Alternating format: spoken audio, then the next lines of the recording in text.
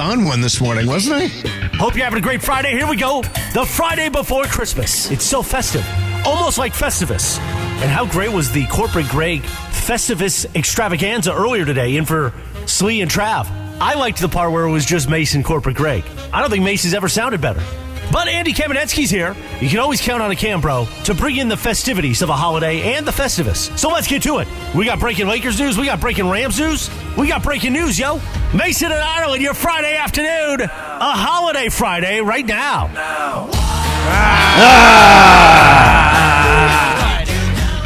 Friday. Today is the day before the Christmas Eve. It's the Christmas Eve. We're just in here screwing around today. We did get breaking news. Anthony Davis.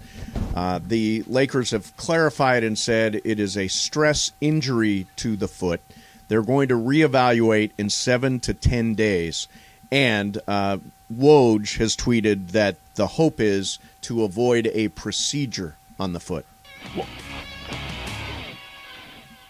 The fact that they were waiting a week is, I would say, definitely related to the idea of that they're looking to avoid surgery. Right. I mean, because they're still being incredibly vague about what this is. Yeah, stress injury. In other words, my foot we suffered stress. We could have diagnosed that for them. Yes. He clearly had some type of stress on his foot. Right. Yeah. That means nothing. We know nothing. So, anyway, that's the breaking news of the day. And otherwise, I think Shay is going to check in at 2:15. Wish everybody Merry Christmas. My mom and not stepdad Leo are going to stop in. We'll stick them on the air for the hell of it. Do we want to hear, like, Miss Kamenetsky? Oh, yeah, we should call, what's your mom's name?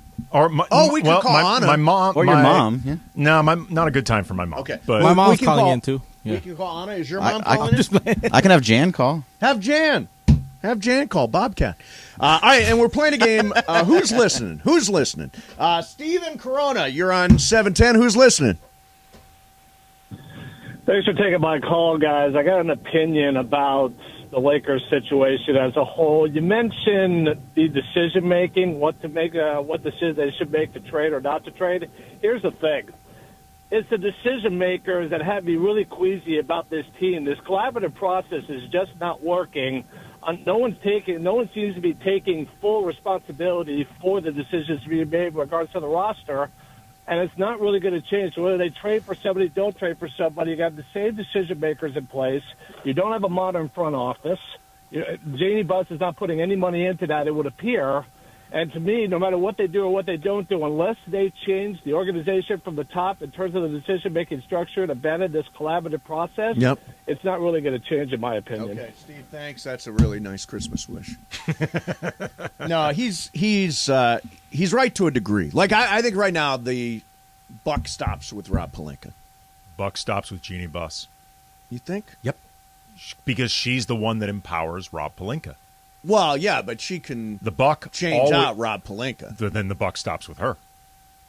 If you think that there are problems with the decision-making process, then ultimately the buck stops with the person who enables the decision-maker. But isn't the way the NBA works, isn't it more does the buck stop with Joe Lacob or does it stop with Bob Myers? Joe Lacob. Even though Bob Myers is making the basketball decisions. In my mind, the most powerful person in any organization is the one that the buck ultimately stops with. Like we talk about with our government. The buck stops with the president. Yeah. At the end of the day, that is who is the most powerful person in our government. 710 ESPN, the buck stops with Mason. Exactly. Absolutely not. Exactly. Absolutely not. All right, line 2. Hey, who's listening? Hey. Hello? Ali. What's up, fool? What's up, fool? Oh, yo. How's it going? I'm sitting in traffic. I'm here. No worries. What's up? When you think about AD, I think you need to look at him like if he's going to get injured every year, and you have to baby him with really good bigs in the front court. I feel like when we won the chip, Dwight Howard came out leading the league in blocks. JaVale McGee came out putting in work. We had Big Danny Green, KCP, Kuzma. Like, that team just made sense, and then they blew it up. You signed Russ, and Russ didn't work because he was beefing with Vogel. And, I think it just all fell apart after that. Like, there's nobody to back up AD. We have Thomas Bryant who doesn't play, and then we have Jones who doesn't play. So, well, of course he's going to get injured. Right. Like, of course his body's going to give up. You know, he's dominating, but he's the only one. Thanks, man. I do agree on this.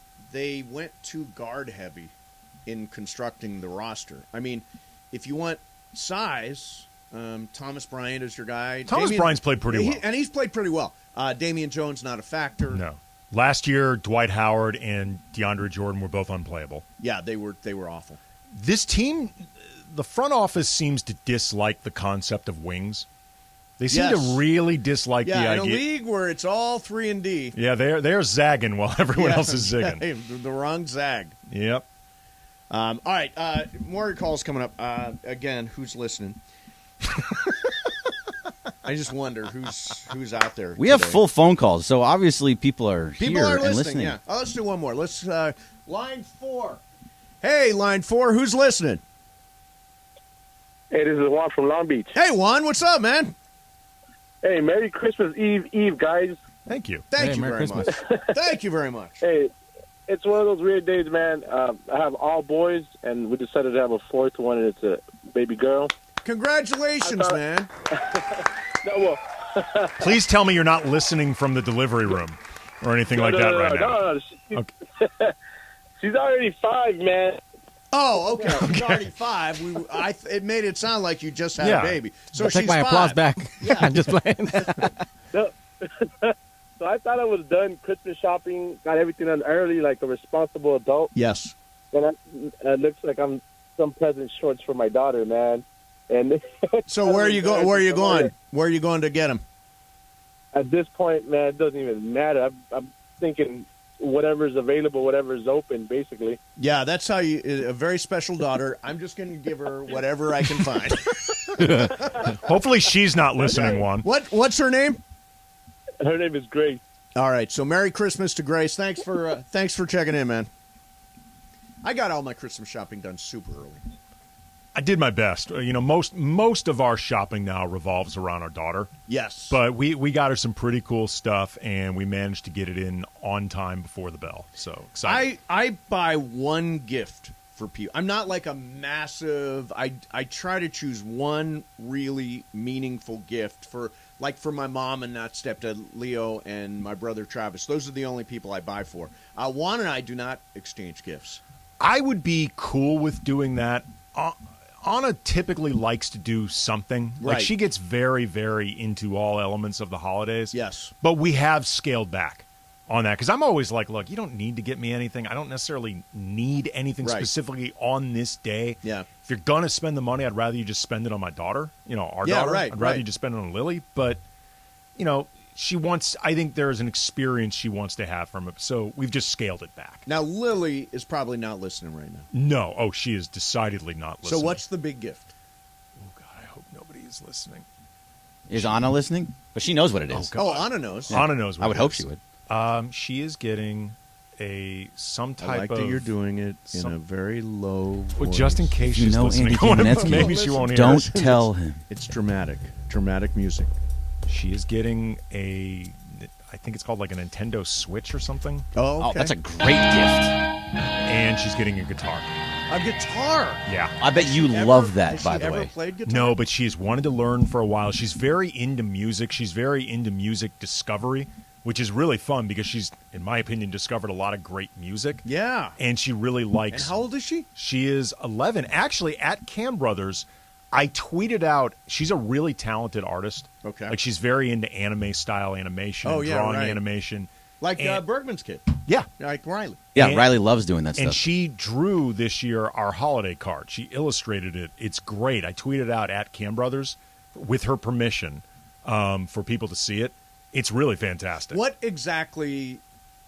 I never understand. I see the convention here, the anime convention, and I see people doing the cosplay, dress-up stuff. What if I wanted to watch anime, where would I even find it? You would, it's you can find anime on Netflix. You can find it on Hulu, HBO Max. You can find it everywhere. There are theaters around the city that show anime movies, all sorts of stuff. It's been around a long time. It has, as my understanding, it has exploded stateside over like the last 20 years. Okay. 20 or something. For her birthday, actually, there's an artist, filmmaker, Miyazaki. He's considered maybe the most influential anime artist and storyteller ever. And at LACMA, they were having an exhibit of his work that was really cool that we took her to on her birthday. She loved it. I just got a text from Juan. He says, since you're talking about Christmas gifts, I just bought you the Vin Scully Los Angeles magazine, the tribute magazine. Merry Christmas. That's all you're getting. I love you, Juan. But that works. That's a nice great. gift. You love Yeah, that, that's though. a Awesome. great. I mean, it's awesome. I'll frame that, and it'd be awesome. All right, so 3.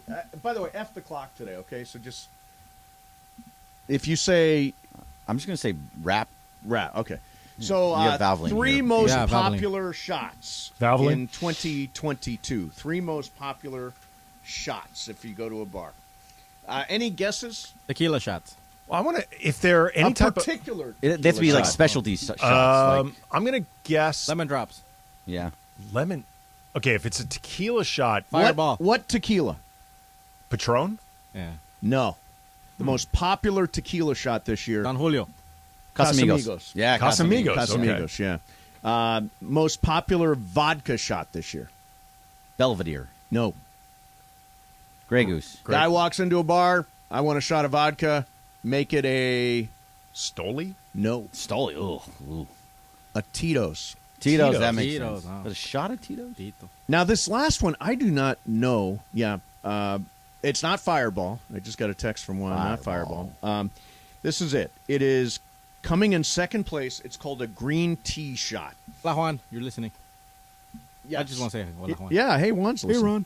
Ron. new puppy. A mix of Jameson Irish whiskey, peach schnapps, sour mix, and lemonade. And it's called a green tea shot. There's no tea in it at all. That sounds awful. That is the second most ordered shot at bars in 2022. Look, man, I bartended during the era when this drink called the Incredible Hulk was incredibly popular. It's half Alizé, half cognac. Okay. And it comes out this sort of greenish color, so they called it Incredible Hulk. It was disgusting. Yeah. Like, it was absolutely disgusting. This was the most popular drink for a year that I bartended in Pasadena by far. Did you ever have, they had a shot called the Brain? The Brain. Which was amaretto and Bailey's. Oh, yeah, And it mixed in such a way that it looked like a brain. Yes, yeah, there was that. I remember there was one drink called this shot called the Cement Mixer, which was Bailey's and lime juice and it would curdle up. Oh, yeah, so that's why they called right. it a Cement Mixer, and it's like it's a hassle to shoot it because it'll curdle up in there. Is that and like get the stuck. Irish car bomb or whatever they No, call it? Irish Car Bomb is a shot of Bailey's that you And drop Jaeger, into a right? Guinness. Right. Oh, yeah. That's You right. drop it into the Guinness, and then you drink the whole thing. And so it it's foams up. And right. whatnot. So it's Irish liquor, Irish beer. And it gets you just moving really, really You know nice. what? Mostly in my life, the only alcohol, with the exception of the terrible incident of 2022 at Clearman's Galley, which was martinis, the only alcohol that I've ever really had or drank regularly in my life was shots. I don't really like alcohol. I've always said, wine, red wine is just red water to me. White wine is just yellow water to me. I'm not into the taste of alcohol. What are martinis to you? Straight up vodka. No, right? you- A no, the martini's answer is basically straight up delicious. vodka. The answer, What are martinis to you? Delicious. I thought you were going to say trouble. Yeah, no, I would always drink shots of tequila and just have a Diet Coke in my hand. I just want the effect. Shot, shot, shot. Hold the Diet Coke. I'm buzzed. See, it's interesting when you brought up like which tequila people would shoot or which vodka that they would shoot. Something like Casamigos, I consider that a waste of a shot. Right. In other words, people like to sip Casamigos. Right. It's too good. Like, that's why I thought maybe like Patron or something a little lower, like Stoli. Yes. Stoli is good enough that if you drink it, if you shoot it, you're not going to feel nauseous. But it's not so good that you feel like you're wasting the vodka. Right. Exactly. It's a sipping. It's like Brian Cranston's Mezcal. Yeah. You wouldn't shoot the that. Dos Hombres. You would never shoot. No. You would want to sip that and enjoy that. Or like, okay, Jeannie Buss's tequila, Sincoro. There you go. You do not. I wouldn't shoot that. It's really good tequila. LeBron's tequila, the Lobos. No, I haven't had that. Yeah, It's very good. All right, I know you don't care about the clock, but we should probably take a break now. All right. Yeah, after And the you clock. have Valvoline here, Andy. Valvoline. Valvoline, Yeah, Andy. you have Valvoline, Andy. By the way, who's listening? 877-710 ESPN. Andy, Can what do you cue got? me on the sound effects part? Hey, I got some Valvoline to tell you. Favorite gift giver here in the office is John Ireland because he's rich and he gives you money. Really easy. John Ireland. He gives you money and he gives you a decent amount of it. Emily, she gives the best gifts. She's thoughtful and gives it consideration. It's not quick and easy. She's a good gift giver. Clinton Yates. He gives amazing gifts. Raj just got, last year a guy got me some bourbon, so I think Travis kind of knows what to get. I think Mason. He and I have a lot of similar interests. I'll just leave it at that. Greg Bergman. John Ireland is the guy. He's got the dough. He's got the gated community. I think I'd get the best gift from him. I would like to get something from Chris Morales. Definitely Scott Kaplan because he gives you gifts from his friends' companies and then asks you to post about it on social media. Scott Kaplan, because it'll have cited written all over it, or going to be some bad material robe kind of thing he gave us last year, whatever it was. Don't even finish the question. Sliwa. Bird, because he doesn't stock his fridge very well, so I don't think he'd be that good at giving gifts. I think Taylor probably is not going to care that much, so I'm going to go Taylor on that one. I'll go Taylor. Sorry, Emily, but you probably just trying to give me a Spotify account. I don't want that. Steve Mason. Alan Sliwa, no question. Alan Sliwa, don't want a gift from him. I don't think he's got good taste. He's got a Pixel phone. I mean, come on. How about you behind the phone there, behind the camera? What color is Rudolph's nose? Come on, Keith. It's red. It's red. There you go. Who did Michael Jackson see kissing Santa Claus? His mother. No, mommy. Mommy. I saw mommy. Mother, but I kissing said mother, Santa mommy, Claus. same thing. Santa Claus. Yeah. Good. Mommy, mother, kissing Well, Santa it's Claus. mommy. It's not mother. Well, it's the same thing. How do you say Merry Christmas in Spanish? Merry Christmas. Oh yeah, that's right. Feliz Navidad. I knew that in elementary school. What am I thinking? You worked with producer Jorge for years. He Yeah, taught you. true. He taught you. Name Santa's reindeers. Oh boy. Oh God, yeah. So you got Rudolph, Pixar or somebody like that? Blixen. Donner. No, not the Donner. No. No. Oh. No. Blixer or Flixer or something. We got Rudolph. Like was God, I think it was like a Man, I don't greenish remember. color. Wasn't the blue one? Blue. It was It's blue. bluish color, and you mix that with the cognac, it would turn out greenish. So he is correct. Anthony Riccone is correct about that. Your bartender license taken away. It's expired a long time ago, Yes. thankfully. Hey, line 7, who's listening? Bryce. Hey, this is Bryce from Yeah. Irvine. Remember, Bryce. they don't know what line they Oh, are. yeah, you don't know the lines. Okay. Hey, so what's up, man? I'm just door dashing around. I just had a quick question for you guys. Yeah.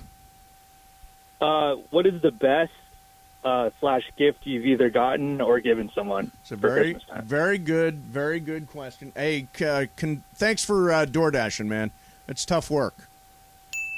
Hey, it's great work. All right, cool, man. He could be Thanks. the next Matt Ryan. That's right. That's right. Okay, best gift ever giving and receiving.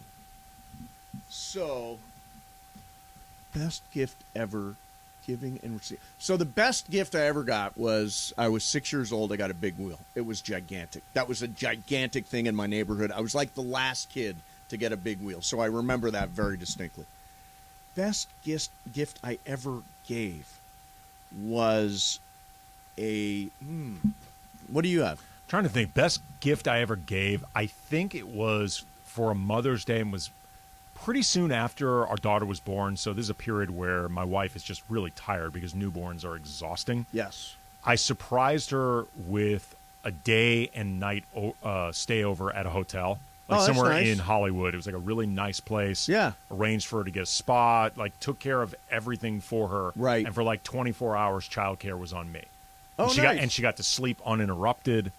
Oh, that's That was a nice. pretty good one. I actually may be in the middle of the best gift ever that we gave because we're flying in Juan's dad and stepmom. We're putting them up at a really nice hotel. They're going to we're going to go to dinner on Christmas Eve, the game on Christmas Day, and dinner on Christmas night, and flying back on the day after Christmas. I stand corrected. I just realized the best gift I ever gave. Okay. My daughter, when she turned 5, we got her our dog, Matilli. We have 2 dogs, but she had wanted a dog forever. Yep. But I was waiting until she was at least somewhat self-sufficient because I'm like, I can't handle a toddler that needs help with everything and a dog that needs help with everything. Yeah. When she turned 5, we got her our half Chihuahua, half Dachshund mix, Matilli. Yeah. She was so... How old's Matilli now? We don't know for sure because she was a rescue. What's the origin of the name, Matilli? Well, okay. The origin of Matilli is the dog's name in the shelter. You know, they just pick names for them. They're random names. Right. Her name was Matilda. Okay. But my daughter Lily wanted their names to rhyme. Okay. So she turned it into Matilli. Matilli. Matilli. I like that. Yeah. Hey, Momo, come on in. Hey, Momo! Momo's here. Yeah, Hey. it's very merry. Ooh, look at you all gussied up from TV. You're fancy for TV. You know what's fun is that everybody got to see the transformation. Because I did the first hour and a half of Travis and Sliwa. Right. With no hair and makeup. Oh, and then you went over, you got And then dolled up. Got dolled up. And it's like TV magic. Yeah, no, you look great. Yeah, I'm thanks. ready for my close-up. My Yeah. TV magic. Yes, Is the thing. you look great. So what are you doing for the holiday? Not much. No. Just going to my folks' house. Yeah, I mean, like, what's the baby gonna do? Well, what about You know- baby Daniel's a little bit older? Yeah, he's older. But he's a little sick. I have 2 sick kids right now. Oh, God. Everybody's sick. Yeah, it's going around Yeah. like crazy. Yeah, it's My just daughter had a like- play date canceled today Yeah. because her friend got sick. Yeah, it's just everyone's sick. So it's just like, I don't know. Mostly what Daniel wants to do when he's sick is just watch rhymes or just, whatever. Like Yeah. stay home and rest. He went to sleep at 5:30 yesterday. He was like, 5:30 in the afternoon? Afternoon. And we were like, this could be bad. And when does he wake up? He slept until 7:30. Wow. Like 14 hours. That is a kid after my own heart. How I many need days a would it good take you 11 to hours. sleep? 14. 14 Think is about it. insane. I can't imagine just having 14 uninterrupted hours. Forget When's sleeping. how many days would it take you to sleep 14 hours? Well, I sleep normally 11. Whoa! I'm normally 11 hours. asleep by 10 and wake up at 9. Would that be 11 hours? Wow, Yeah, that's 11. If I get 7, brilliant. 7 is like 7 is long. like I am happy. Yeah, sleep is total. I just think sleep is so underrated. Awesome. It's so underrated. You got some nice aids too. Yeah. Got some nice sleep. Oh, I aids. do. I've got a little sleep aid.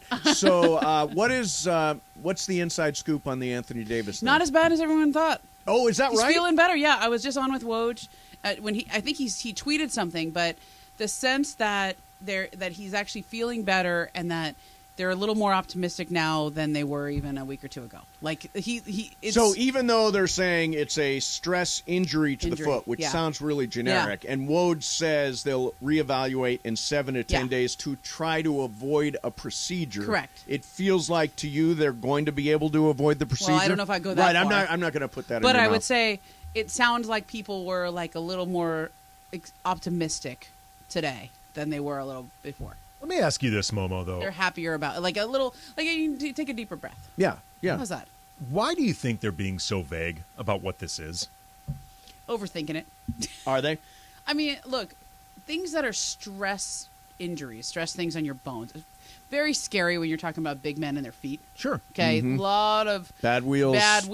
Yep. You're tall and carrying a lot of weight. Yep. Like that's a long history of in the NBA. That's not great. Right. I don't want to run into the names. I don't want to jinx anything for them. Okay, but generally speaking, you want to avoid the big men getting the foot injuries. So stress reactions, stress fractures, whatever they are, they also don't show up on MRIs right away. Right. They take a little while to show up, and the severity of it really is just pain tolerance and how you're feeling. So if he's feeling better, that's a good sign. You're going in the right direction. But if you come back, you ramp up, and then you don't feel good, then you got to go back and check things out. So that's why they're being vague. It's if you put a name on it, then people start going, oh, here's what it is. Yeah. Right, but the flip side of it is if you go so vague, like stress injury, which to me is like, well, I could have told you he had a stress injury. Like, that's what happened. We Dr. saw it. Kamenetsky. Well, no, but it's obvious. Yeah. Like, it feels to me, if you're being that vague after a week, you come off like you're trying to hide something. Right. I know how it plays, but I think they were just going to a lot of specialists, and so you want to see how everybody sees it. I mean, even like when you have an injury, you can go to 4 different doctors and they can tell you 4 different things. Right. Sure. And so I think that's kind of where they were with it. And it does sound secretive, and it does sound, I get it. But I also think even me saying that people feel a little bit better about it today, like they don't even want to put that out officially or say that officially, because what if in 7 to 10 days he has a setback, and now the expectations? I mean, Mace, what do you always say? Oversell, under-deliver? Yeah, I'm sorry. promise, under-deliver. Right. No, Don't do that. it's the opposite. The opposite. It's under-promise, Yeah, over-deliver. over-deliver, right? Yeah. So No, you don't today's wanna- show, by the way, is the reverse. Well, I thought it was kind of I did the early show, and Yeah, it was I like think this it's- like relay race show. It's kind of just loose. Yeah, screw whatever. around. We're Yeah. playing the new game called Who's Listening. Who's listening? Yeah. How's that go? Let's go to Justin in West L.A. Hey, Justin, what's up, man? What's up? Happy Christmas, Adam. Thank you very much. Happy Christmas Eve. Yep. Eve. Yep. Christmas Eve. So I don't know if you had Ike's sandwiches yet. They're pretty awesome. I'm heading there right now. Where I are get some back Ike's sandwiches? They're all over California now in the West Coast. I like that Sherman spot. Oaks, West LA, Burbank has one. So is it a sub sandwich? Is it like what would you compare it to? It's a sub sandwich. I would say it blows away Jersey Mike's or Subway. Maybe kind of like a Quiznos because they're warm. Right. And they have them named after a bunch of different athletes. So Oh, should I really? get So the like names of tell me some of the athletes. Matt Cain, Hunter Pence. There's, I believe, a Kobe now. There's a Nice. Steph Curry. There's a Marshawn Lynch. Wow, that's actually really cool. So it's called Ike's. Yeah, they're amazing. Are you working today, man, or are you just loose and free? I'm loose and free. It is a beautiful thing. Nice, man. Nice, man. Hey, thanks for calling in. There's a big shout out for Ike's. I order that sometimes. Do It's you? Good. Yeah, they're kind of like the honey bourbon chicken sandwich, and they have like all natural chicken, or something, and it's all like loaded up with cheese and wonderful sauces, and it's not like a frou-frou place. It's kind of like a, high end but really like fattening place. Yeah, Yeah, Like- you'd like it. That's where High-end I am right sandwiches. now. Shams over at the Athletic. I believe it's Shams. I've heard both. I've heard both. It's just messing with me. No, but I don't. I always say it as Shams. It sounds like Shams should be the word. Sounds like Shams. Well, it could be, except it's spelled in a way that could also be shams. Correct. And There are dual pronunciations. I don't know if there are dual. I think we've turned it into dual. I think there's actually only one. Yes. But Shams over at the Athletic. It's like Qatar. Is it Qatar or is it Qatar? It's Qatar. It is Qatar. Yeah, we were told by ESPN. He is reporting over the Athletic that the Pacers and Miles Turner have opened up contract extension discussions. I heard that was going to happen. Yeah, and exploring a new deal, which is kind of hilarious considering. Forget the Lakers being linked in for so long. He's been seemingly on the block for like 3 years. All right, you want me to like decode Please. things? Decode. Decode This is, it. Hold on, Yes. let me. What's that thing that you do? The decode, the hieroglyphics. Okay, there's a name for it. Some kind of key. Okay, somebody's gonna tweet me and tell me what it is. Okay, so he's been in trade talks. They haven't got what they wanted for him. Part of the reason he's in trade talks is there was a question about whether they would give him a new contract. What's Indiana's record? Want to look it I up? believe they're like 16-16. They're not bad. somewhere in that range. They're like they're dodging around 500. They're not bad. 16-16. And we thought they were going to be really bad. Like the sense was that Indiana was not going to be great, and they're actually pretty respectable this year. Tyrese Halliburton looks like a superstar. Yeah. The owner there is older, likes to make the playoffs, doesn't want to tank, and there's a sense of, well, they could just keep their guys. They could sign him to an extension. They'll, if they're not getting what they want for him on the trade market, this functions both ways. Either sign a new deal or hold whoever is thinking about trading for him feet to the fire. Right. Like, oh, hey, better do it now before we sign him to this extension. Right. So you're saying that this may be It's a little creation of leverage, but it's also they obviously seem like they're signaling to the rest of the league, hey, we're going to keep our guys. That's a signal. Is he still on the board for the Lakers or probably not? I don't think they were. I don't think the Lakers were ever going to do that deal because if they're going to do it, they're going to do it already. Right. If would've they done do it. that deal, Sure. then they're not going to do it for the 2 picks and everything that Indiana wants. Because part of the reason, and this is important, is because of Miles Turner needs a new contract. Yes. The Lakers have really kept their books clean. They have a lot. They have a room for a max contract this summer, and this has been important in all of their trade I discussions. know, but there's nobody really. It's such a maxable limiting this year. approach. It is, and also most player movement doesn't happen via free agency. Most happens via trade now, and then you sign an extension. But there are some interesting names: Kyrie Irving, James Harden, Chris Middleton, Fred VanVleet. Like these are interesting names. But they're not going to have though true max level space. No, but they would probably have enough to you could do a sign and trade. But kind of there is no. You can do multiple players because there's really not a max player out there. Well, I would say Chris Middleton, James. I don't know James Harden, Kyrie maybe. I know He's playing really well right now. He's playing really well, but it's hard to invest in him. E-ticket Kyrie experience. It just feels so content. #content. Yeah, it just feels so limiting, but also it's so unimaginative. It's just like we are focused in on the biggest, most obvious names, and that's all we'll ever commit to. And that's why this team. Yeah, but there's no reason why the biggest, most obvious names aren't the right names. Yeah. I'm gonna be a pain in the butt. We got a break now. Oh God. Yep. Can you believe you have to read? Making you break so he can do his Bobcat thing? No, it's not Bobcat time. Not Bobcat, but it's you have to read that Jacob and Ronnie. Okay. Okay. Okay. Are you going to hang out? I'll stay one more segment. Okay, I gotta stay get one more segment. Yeah. Hey. What color is Rudolph's nose? Come on, Keith. It's red. It's red. There you go. Who did Michael Jackson see kissing Santa Claus? His mother. No, mommy. Mommy. I saw mommy. A mother, but I kissing said mother, Santa mommy, Claus. same thing. Santa Claus. Yeah. Mommy, mother, kissing Well, Santa it's Claus. mommy. It's not mother. Well, it's the same thing. How do you say Merry Christmas in Spanish? Merry Christmas. Oh yeah, that's right. Feliz Navidad. I knew that in elementary school. What am I thinking? You worked with producer Jorge for years. He Yeah, taught you. true. He taught you. Name Santa's reindeers. Oh boy. Oh God, yeah. So you got Rudolph, Pixar or somebody like that? Blixen. Donner? No, not the Donner. No? No. No. Blixer or Flixer something. We got Rudolph. Flixer. Man, I don't remember. Finish the lyrics. I just want you for my own, more than you could ever know. My Christmas. No, my Mariah Carey. Yeah, but finish the lyrics. All I want for you Christmas is you. Yeah, Mariah. I knew it was Mariah. Good job, Keith. Happy holidays, Merry Christmas, and thanks for tuning in each and every single morning on 710 ESPN.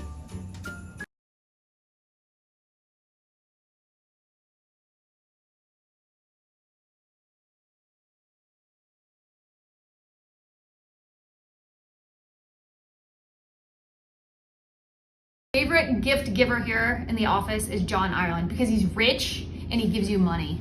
It's really easy. John Ireland.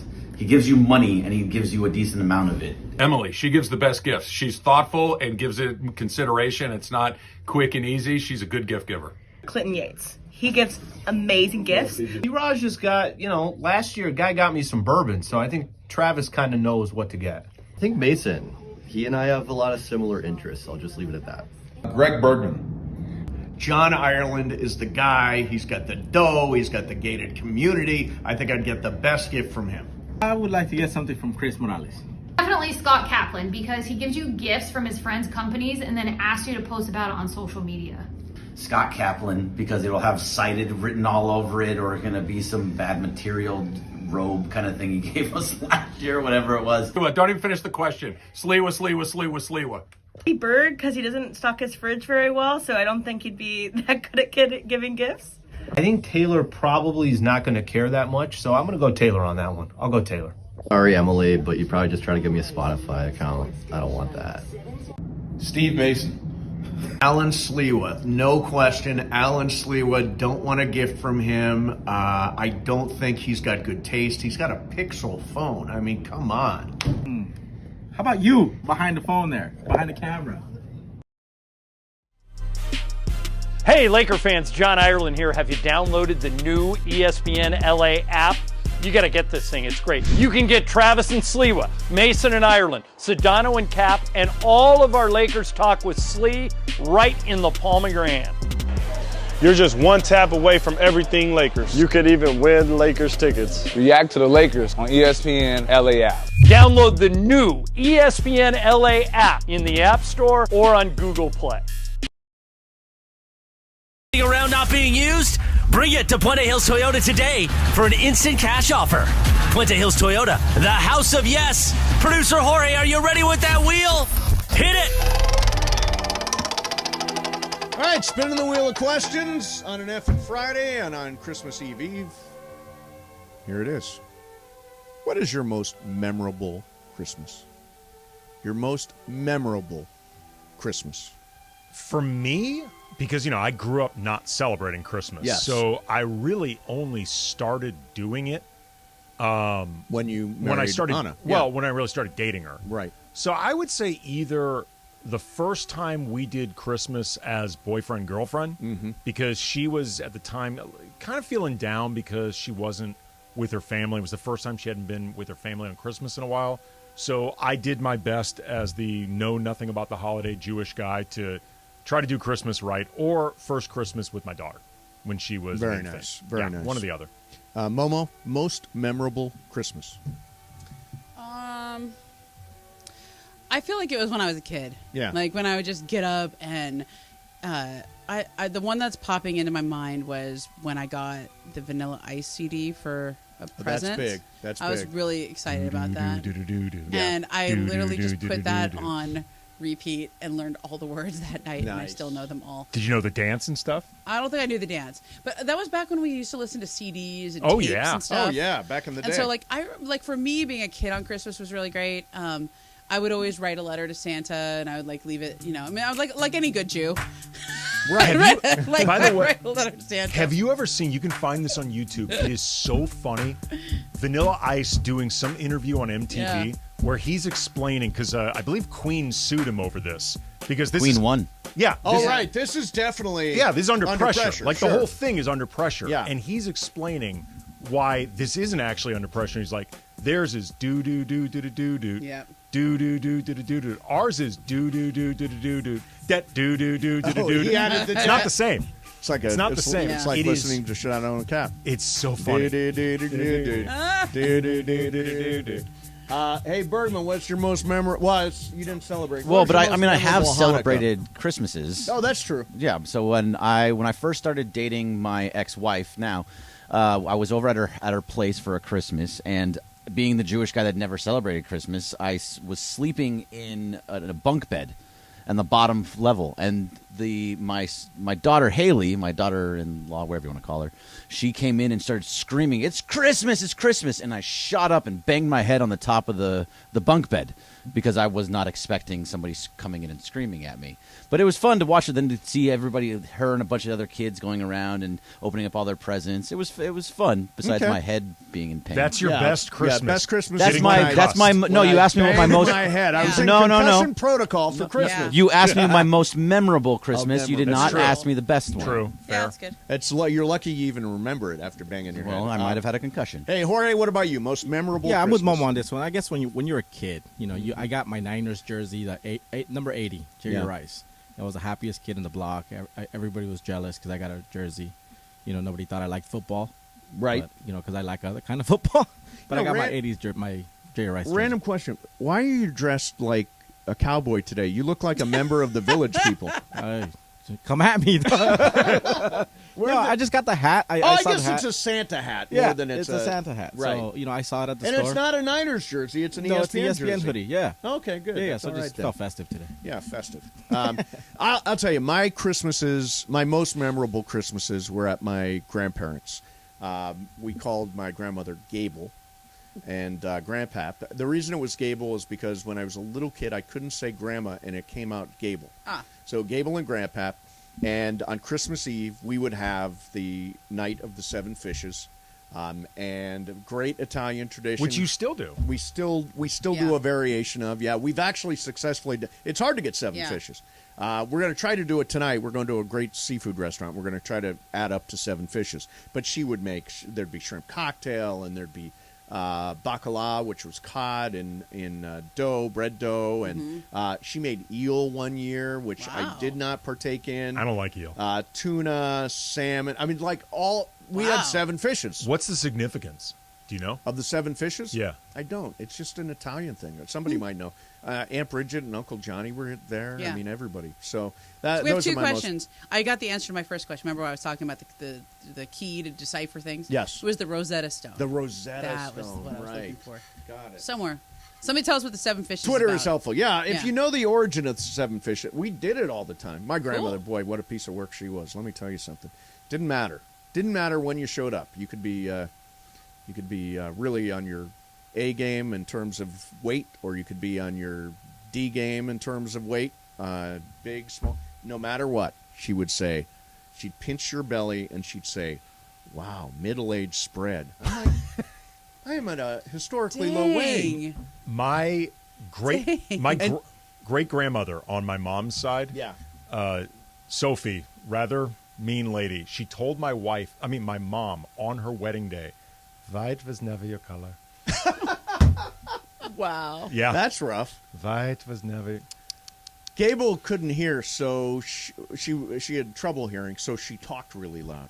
So we were at Thanksgiving dinner one time, and she saw somebody, a family that she knew, and Gable said really loud, "Oh my God, she got fat." Oh my God. And I was like, Gable, they can hear you right now. She's loud and clear. Loud and clear. All right, it's just we're just screwing around today. Momo, thank you very much for coming in. Merry Christmas, Happy Hanukkah, all that Yeah, jazz. all that stuff. It's a good Hanukkah because it falls on Christmas. Yeah. So the Oh, that's little Jewish nice. kids also get a present. That's It's great. very good. Very good. Yeah. Andy Kamenetsky's hanging out. Jorge's here. Bergman's here. You never know who's going to show up. I think Shay is going to call in a little while. Look at that. My mom and that stepdad Leo are going to come by the show. They're going to do the 3 o'clock hour by themselves. Excellent. They're part-timers. What do we call that? They're What on do we call caps, right? Bergman, they're on caps. Are they going to do Valvoline? Only we get that joke, but they're on caps. I get it. Mason and Ireland, 710 ESPN.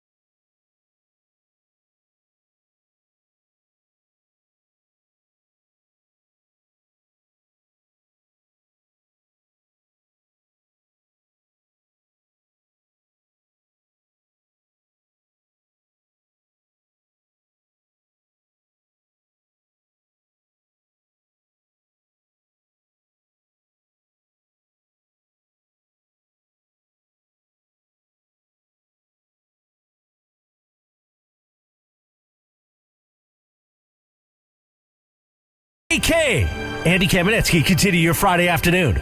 Morales working hard today, huh? Putting out new stuff. I'll give you $10,000 mythical money if you know who this is. If I know the artist? Yeah. $10,000 mythical money.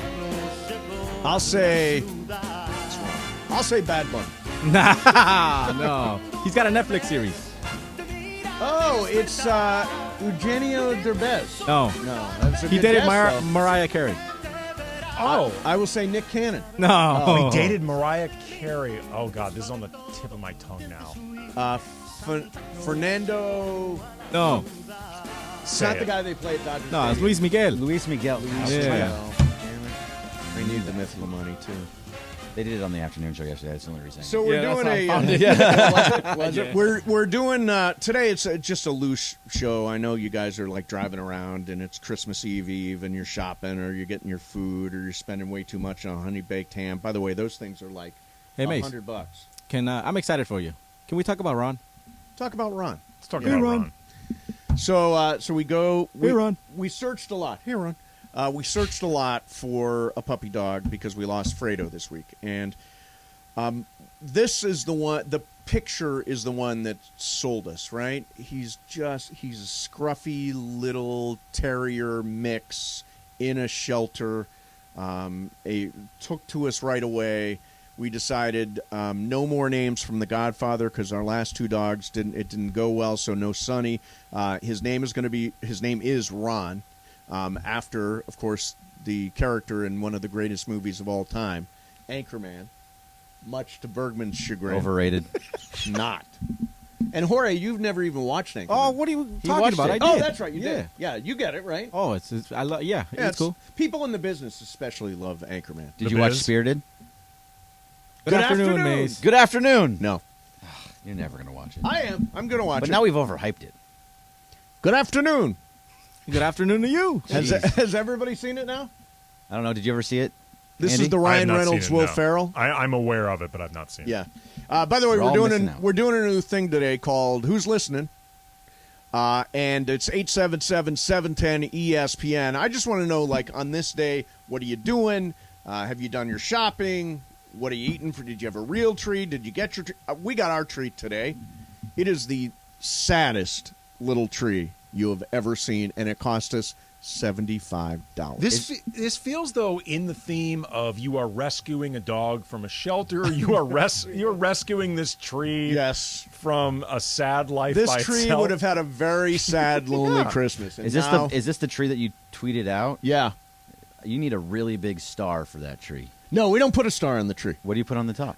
We've got a little rat in honor of Hollis, our dog who died in 2010. We've got a little rat terrier with wings and a halo that we put at the top. You need of a the really tree. big rat terrier with wings for this. There's tree. a lot of empty space. There's a lot of empty space at the top. It's like it's a Charlie Brown tree, although Charlie would have said no thanks. The middle to bottom is actually pretty full. Yeah, but it's the top that's pretty bare. Yeah, you might want to break some of that off. Yeah.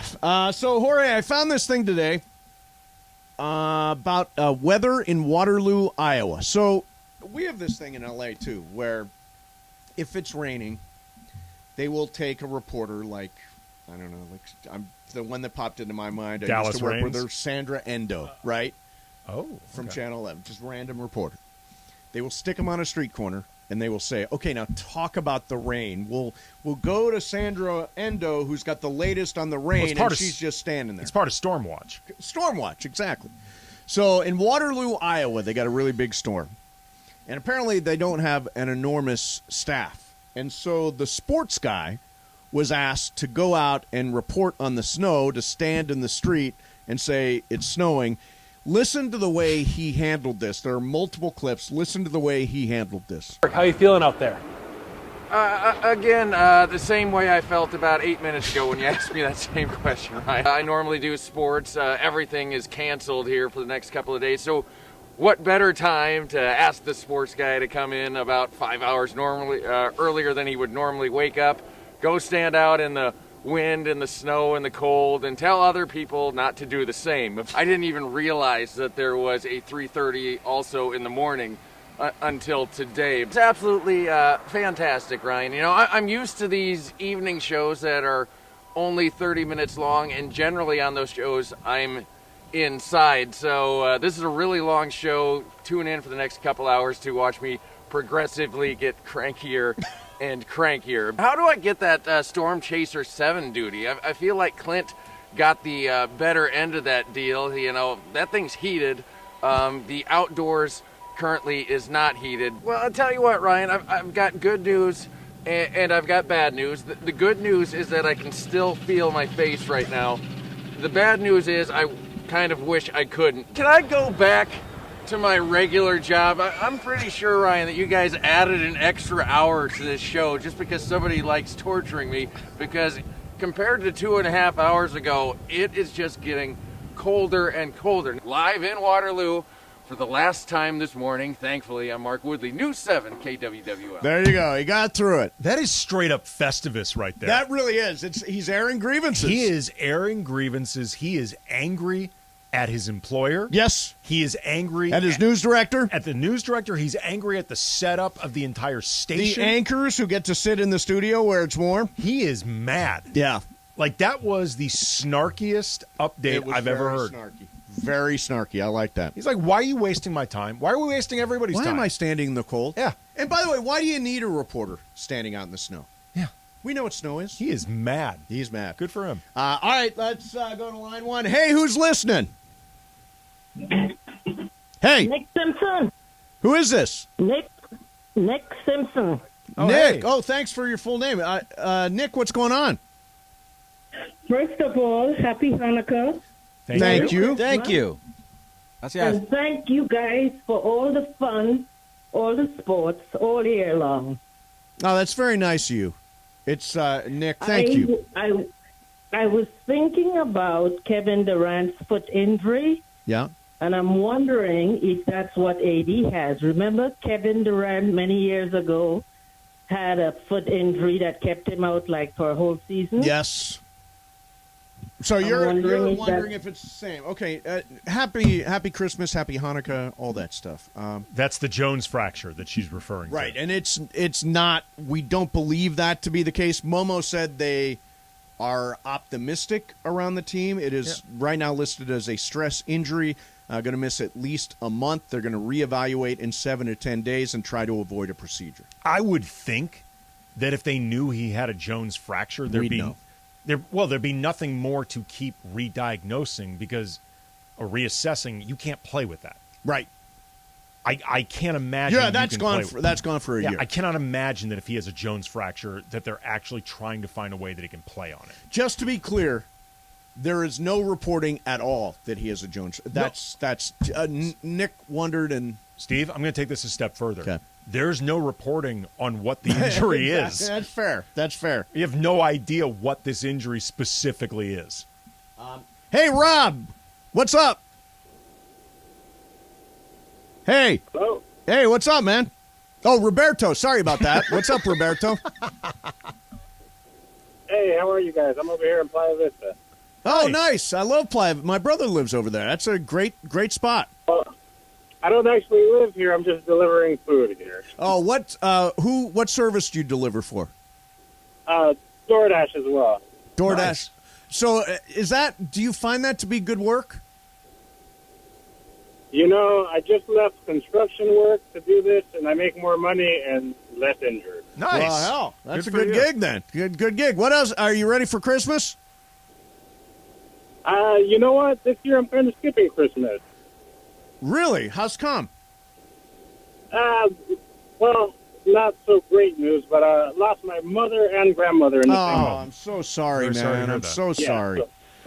Yeah. So no Christmas trees. It's a really tough thing, man. It's a really tough thing. Well, listen, and not to mention, I have a 15-year-old Australian Shepherd that, you know, he's on his last leg. Oh, man. Yeah. Oh, yeah. Well, So, hey, yeah. I love the show. Thanks, man. I love what you guys are doing. I'm really glad I got to call in. First-time caller ever on the radio show. Okay, well, listen, Roberto, we will be thinking of you, man. We'll be thinking of you. That's a really tough run of bad stuff. That's tough. Yeah, that's tough. That happened to me in 2016. My best friend died, my dad died, and my dog Enzo died. Wow. Yeah, that was a rough year. That is a lot. Yeah, and there was an election. All right. 877-710-ESPN. Coming up next, we're going to call O'Shea Jackson Jr. for some Christmas wishes from Shea's house. 710 ESPN. Favorite gift giver here in the office is John Ireland because he's rich and he gives you money. Really easy. John Ireland. He gives you money and he gives you a decent amount of it. Emily, she gives the best gifts. She's thoughtful and gives it consideration. It's not quick and easy. She's a good gift giver. Clinton Yates. He gives amazing gifts. Raj just got, last year a guy got me some bourbon, so I think Travis kind of knows what to get. I think Mason. He and I have a lot of similar interests. I'll just leave it at that. Greg Bergman. John Ireland is the guy. He's got the dough. He's got the gated community. I think I'd get the best gift from him. I would like to get something from Chris Morales. Definitely Scott Kaplan because he gives you gifts from his friends' companies and then asks you to post about it on social media. Scott Kaplan, because it'll have cited written all over it, or going to be some bad material robe kind of thing he gave us last year, whatever it was. Don't even finish the question. Sliwa. Bird, because he doesn't stock his fridge very well, so I don't think he'd be that good at giving gifts. I think Taylor probably is not going to care that much, so I'm going to go Taylor on that one. I'll go Taylor. Sorry, Emily, but you probably just trying to give me a Spotify account. I don't want that. Steve Mason. Alan Sliwa, no question. Alan Sliwa, don't want a gift from him. I don't think he's got good taste. He's got a Pixel phone. I mean, come on.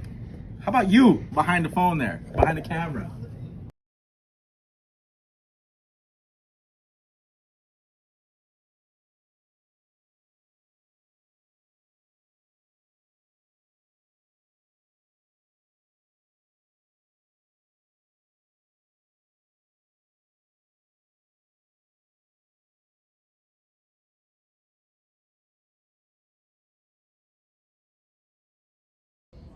What color is Rudolph's nose? Come on, Keith. It's red. It's red. There you go. Who did Michael Jackson see kissing Santa Claus? His mother. No, mommy. Mommy. I saw mommy. Mother, but I kissing said mother, Santa mommy, Claus. same thing. Santa Claus. Yeah. Mommy, mother, kissing Well, Santa it's Claus. mommy. It's not mother. Well, it's the same thing. How do you say Merry Christmas in Spanish? Merry Christmas. Oh yeah, that's right. Feliz Navidad. I knew that in elementary school. What am I thinking? You worked with producer Jorge for years. He Yeah, taught you. true. He taught you. Name Santa's reindeers. Oh boy. Oh God, yeah. So you got Rudolph, Pixar or somebody like that? Blixen. Donner? No, not the Donner. No? No. No. Blixer or Flixer or something. We got Rudolph. Rudolph. Flixer. Man, I don't remember. Finish the lyrics. I just want you for my own, more than you could ever know. My Christmas. No, my Mariah Carey. Hey! It's the most wonderful time of the year. All right, joining us right now with Christmas wishes for everybody is our friend O'Shea Jackson Jr. Shay, what's up, man? What's going on, man? How you doing? Everything is great. Everything. So what's an O'Shea Jackson Jr. Christmas like? Oh, hang on a second. Michael Thompson has stepped into the studio. Michael Thompson. Do you recognize the music? Oh, I know a wrestling fan when I hear it. How you doing, Michael? Hey, I figured you know this is Stone Cold. This is Stone Cold and my introduction music. Oh yes, the best entrance in sports entertainment next to the Undertaker. There you go. No, the Undertaker was good, but Undertaker wasn't the same without Paul Bearer, though. Oh, come on, Michael. Don't do this to me on the radio right now. Yeah, because you know I'm right. When Paul Bearer would come in holding the urn with that, oh, come on. That's what made the Undertaker. No, man. Come on. The bell strikes fear, Michael, with or without Paul Bearer. Yeah, the bell was cool. Am I remembering this correct, guys? Did Paul Bearer used to be somebody else? No, he was always Paul Bearer. Okay. And he was a real Undertaker. Okay. He was a real Undertaker, yeah. Real Undertaker. So, Shay, what's Christmas like for you? Well, I don't know if you know this, Mace, but I'm a dad now, dude. I know. Christmas is dead to me. Like all it is me buying stuff. You know, my daughter does nothing but tell me what she wants, and I'm over here like, well, tell Santa. I'm over here begging Santa for help. How You know, old? my- How old my is your son- daughter now? She's 5. 5. And what? I forget her first name. Jordan. Jordan. Jordan. Yeah. So what's the best gift you bought Jordan this year? She's not listening. Well, right now she's actually into wrestling. She Really? She was watching. She was watching WWE with me about 2 or 3 months ago, and she looked at me and said, "Daddy, I want to do that," and I flipped out. So right now I'm trying to make me a WWE superstar, man. All Wow, right. very nice. Who's a favorite wrestler? Oh yeah. Right now it's Bianca Belair and Alexa Bliss. She watching the wrong one. Tell her to watch AEW. The women over there are much better. Oh, Michael! Oh my God! They are. Stop this. They are. I stopped watching WWE. It's gotten so bad and cartoonish. Michael, it's okay to be wrong. I'm glad you're so brave. You got to check out AEW, man. They got some great wrestling. They got more personalities and more mic skills over there. O'Shea, that's what I like over there. I'll watch AEW when I start cheering for the Clippers, Michael. All right. You be stubborn. You be stubborn. I thought the same thing too. I thought AEW, no way it could match up with WWE, but it's surpassed it. The personalities are way better. Cap, all cap. All cap. All right. So Shay, what was it like growing up with your dad and Christmases with your dad? You know, as long as I brought the grades in, my parents gave me whatever I wanted. The best gift I ever got was actually the WWF Heavyweight Championship. I asked for it when I was in 3rd grade. My parents got me a replica belt, and I have it to this day. It's my most prized possession. I got the best parents in the world, so I got to copy them with my daughter now. I will say, 2 years ago, my dad lost the remote, which turned on the lights for the Christmas tree, and he damned Christmas to hell. Oh, wow. Did it ever light up? Oh, no. He threw the tree away. Oh, his words specifically were, "The world is going to hell in a handbasket because of technology." Well, the remote had to be in the house. You mean, I'm sure he turned this place upside down looking for it. You couldn't find it? Michael, it was in the bag that the tree comes in. Oh. Such an obvious place to look. My old man. So now, do you do you have a live tree or a fake tree? Fake tree, bro. Live tree is too messy. So fake tree is it fully? What's on the top of it?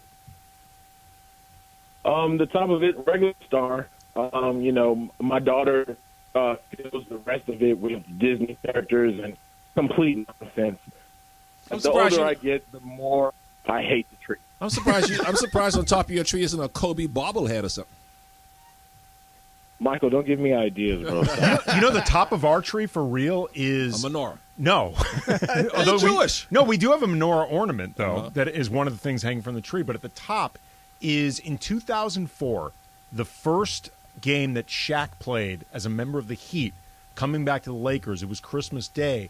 They gave out these purple stockings that said something like Lakers Christmas 2004, and I was at that game. That we put that at the top of our Christmas tree. So it's that Laker stocking at the top. Now, what do you eat for Christmas Day, Shay? Are you a ham or are you a turkey? What are you? No pork on the fork. You know, whatever's available. Everything's closed except Chinese restaurants and sushi. So, you know, whatever Postmate will bring me, we'll eat. We don't really do the Christmas dinner thing. Are you a Christmas Eve or Christmas morning present opener? Oh, Christmas morning. Yeah. Please let us do one gift on Christmas Eve, but you got to do Christmas morning. She puts the Yule log on the TV, the whole nine, Mariah Carey blasting, you know. Eggnog? Cliche. Eggnog? Ugh. Eggnog. with a little bit of whiskey nowadays. Yeah, exactly. A little bit of whiskey, a little bit of brandy. Eggnog's okay. Drink the whiskey. Yeah. Just drink the whiskey. There's no need for the nog. Hey, Shay, when are you going to Europe? It's looking like February, but nobody's called me, so it might be more time. I'll be here for a while. Is this for Den of Thieves dose? Oh, yes, absolutely. Nice! Getting ready to go. Hopefully I don't get beat up as much as the first one, but Dude, I'm gearing to go. I just rewatched Den of Thieves for probably like the 5th or 6th time. That movie is so entertaining. It's so much fun. Yeah, except for Shay's character gets the snot kicked out of him every couple of minutes. Shay's character is, as he says in the movie, Donnie says, in complete control of his environment at all times, and we learn that at the end of the movie. There you go. Exactly. The best part of Den of Thieves is everybody dies but me. Right. Shay's character, Donnie, he took the beating, but he took the beating strategically. Nice. He knew what he was doing the whole time. Yes. You have to sell the beating. Exactly. It's a great, the review, my mom's review all the time is, boy, your friend sure gets beat up a lot. That was a review of the first Den of Thieves. Well, listen, Shay, we wanted to get you on your reaction to Anthony Davis. So the report on Anthony Davis is he has a stress injury to the foot. Shams reported at least a month. Woj says that he'll be reevaluated in 7 to 10 days and that they're working to avoid a procedure of some kind. That's all we officially know. What are you thinking? I'm thinking I miss Gary Vitti. I don't know what's going on with the Lakers training staff, dude, but for us to not even know what the injury really is just concerning. I hope Anthony Davis gets back on the court. We as LA fans are dealing with a lot right now. The Rams aren't in playoff contention. Yeah. The Lakers are terrible. We just lost Justin Turner. The closest thing we got to a ring right now is from Jay Moore. So it's tough. That's great. You've been working on that line? It's a good one. Well, it's a good one. That means Jeannie's got 11 rings now. Yeah, she does. She's got 11 rings. Yeah. Hey, Shay, before you go, man, I want to give you a shout-out and let people know on Twitter. I thought you had a really good tweet thread about the whole Nepo baby controversy and talking point. I retweeted it, but in case you didn't see it, I thought it was awesome the way you talked about the idea of, yes, I benefited from who my father is, obviously, in terms of starting my career. But from there, I also busted my ass because I recognized I had an opportunity in front of me. I thought you handled that really well, man. Thank you. I appreciate that. I always see you retweet my big tweets and not Brian. So I want to thank you personally for that. Well, there you go. Yeah. Do you feel like you're getting the cold shoulder from Brian Kamenetsky? Oh, you mean the Kobe hater, Brian Kamenetsky? Oh. Absolutely, 100%. Yes, 100%. He doesn't have a Lakers stocking on his tree. And listen, O'Shea, you ain't got to apologize for nepotism because anybody who complains about it are just jealous because who would not take advantage of nepotism if they could in business? Come on, this is ridiculous. 100%, Michael. Mace says it a bunch of times. Born on third base, thought you hit a triple. I'm born on third base, and I'm looking at going home. Exactly. Yeah, and you have worked your ass off. Right. You've worked your ass off, and you're a pro on the set. I mean, all this stuff is out there. Because we'd all use that opportunity if we could use it in business. We'd all would. Anybody listening to us. Yeah, absolutely. Keep pushing it forward, and my daughter will get the same thing from me, Michael. That's right. All right. Well, listen, as she should. Happy Christmas Eve. Have a great Christmas. We'll talk to you next year. Thanks for coming on, man.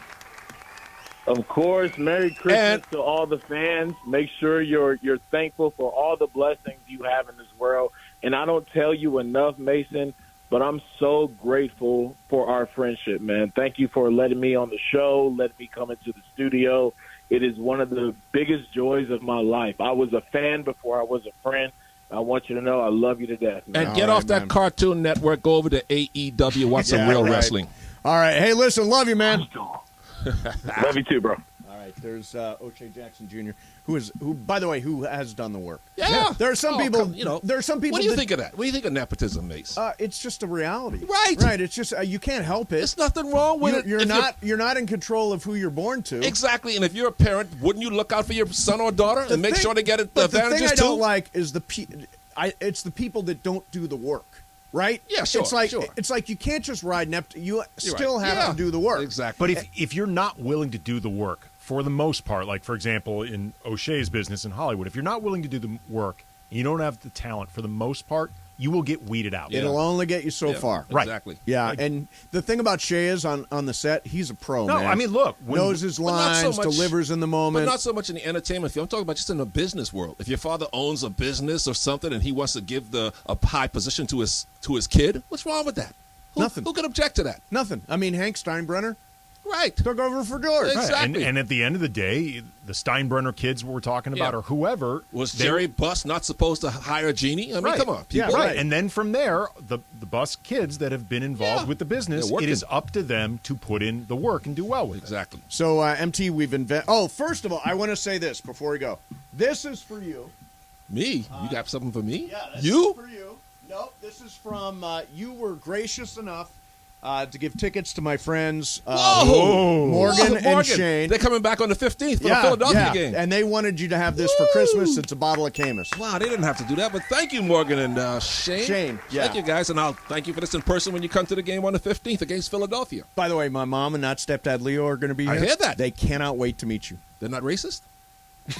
Come on. Well, you Come did mention on. you have talked about the one uncle. Yeah, the one Oh, uncle. I've got one. racist uncle, No, yeah. I'm anxious to meet your. Look, he's your father, okay? Just No, admit he's it. not my father. My father is not here anymore. He is my not He can stepdad. take. He can take your replaceable father. He's your replaceable My father. dad was irreplaceable. All right, we're doing a new thing today. Who's listening? It's a weird It should- day. you know, You're by the way, shopping. it You're should doing. be who's calling.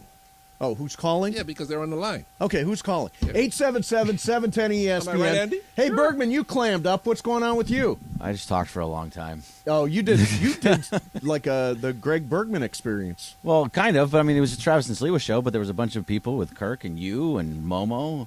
Andy came up for a little bit. Just kind of a hodgepodge of people. Yeah. It was. 877-710-ESPN. 877-710-ESPN. I'm glad this Kamenetsky is here, not the other one. Yeah, the other Because one. the other one called me a carpenter and an electrician yesterday.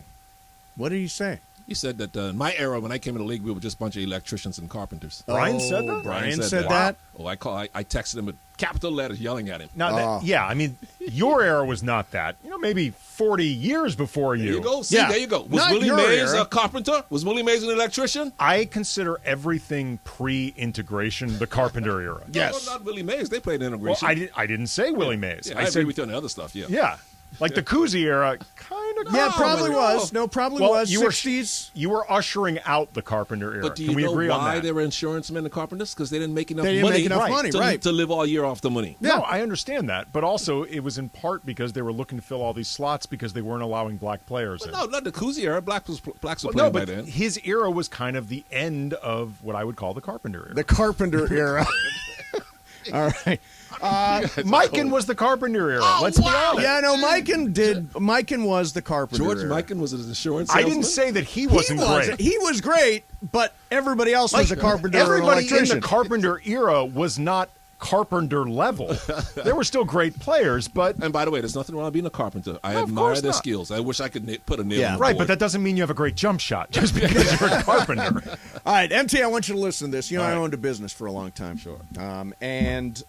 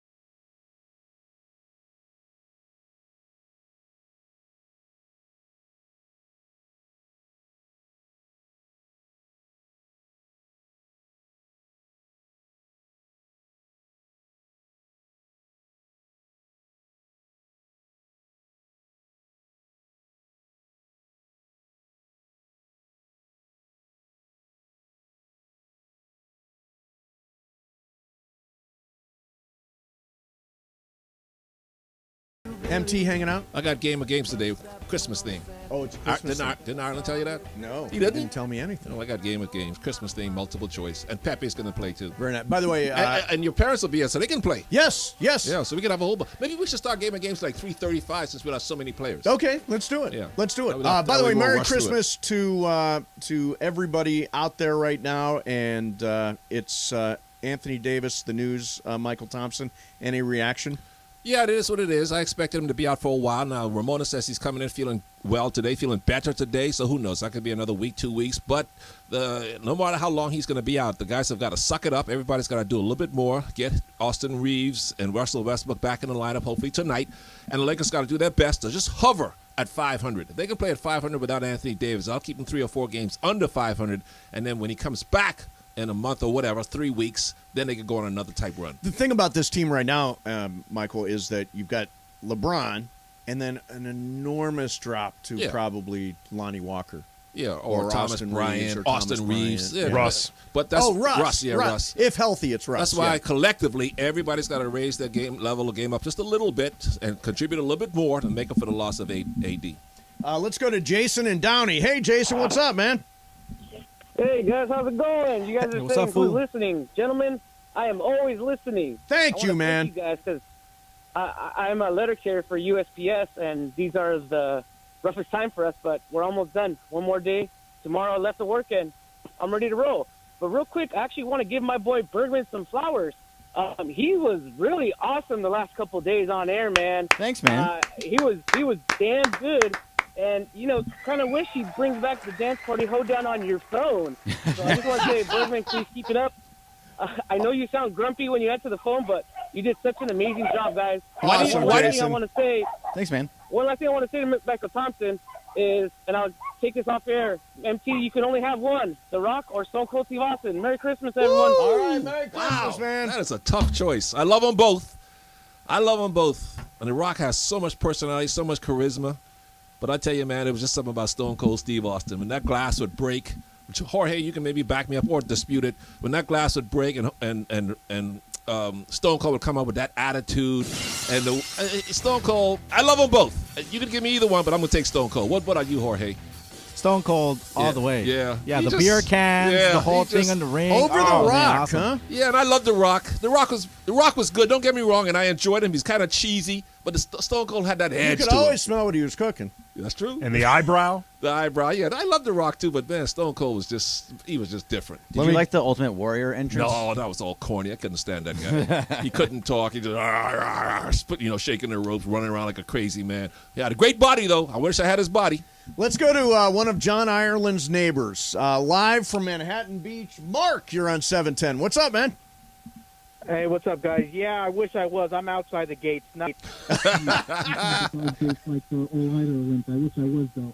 But, guys, I'm sorry, we lost. Can we hear him? He's muffled, that's all. I know, you can't do muffled. You can't do muffled? No. We could make out what he's saying.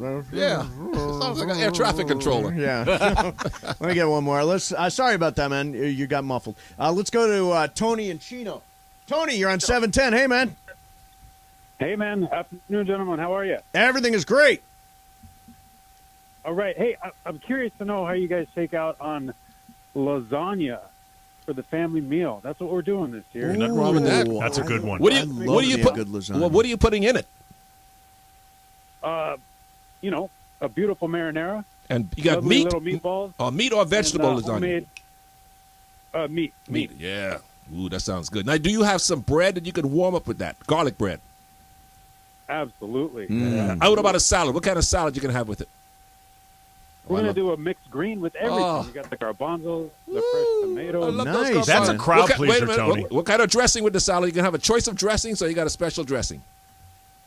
We go with the green goddess, and it's only one. You either like the green goddess, or I just had a salad with green goddess. It's very old school, but I it's was really going to say, good. green goddess is very like 1984. It is. It is. Yeah.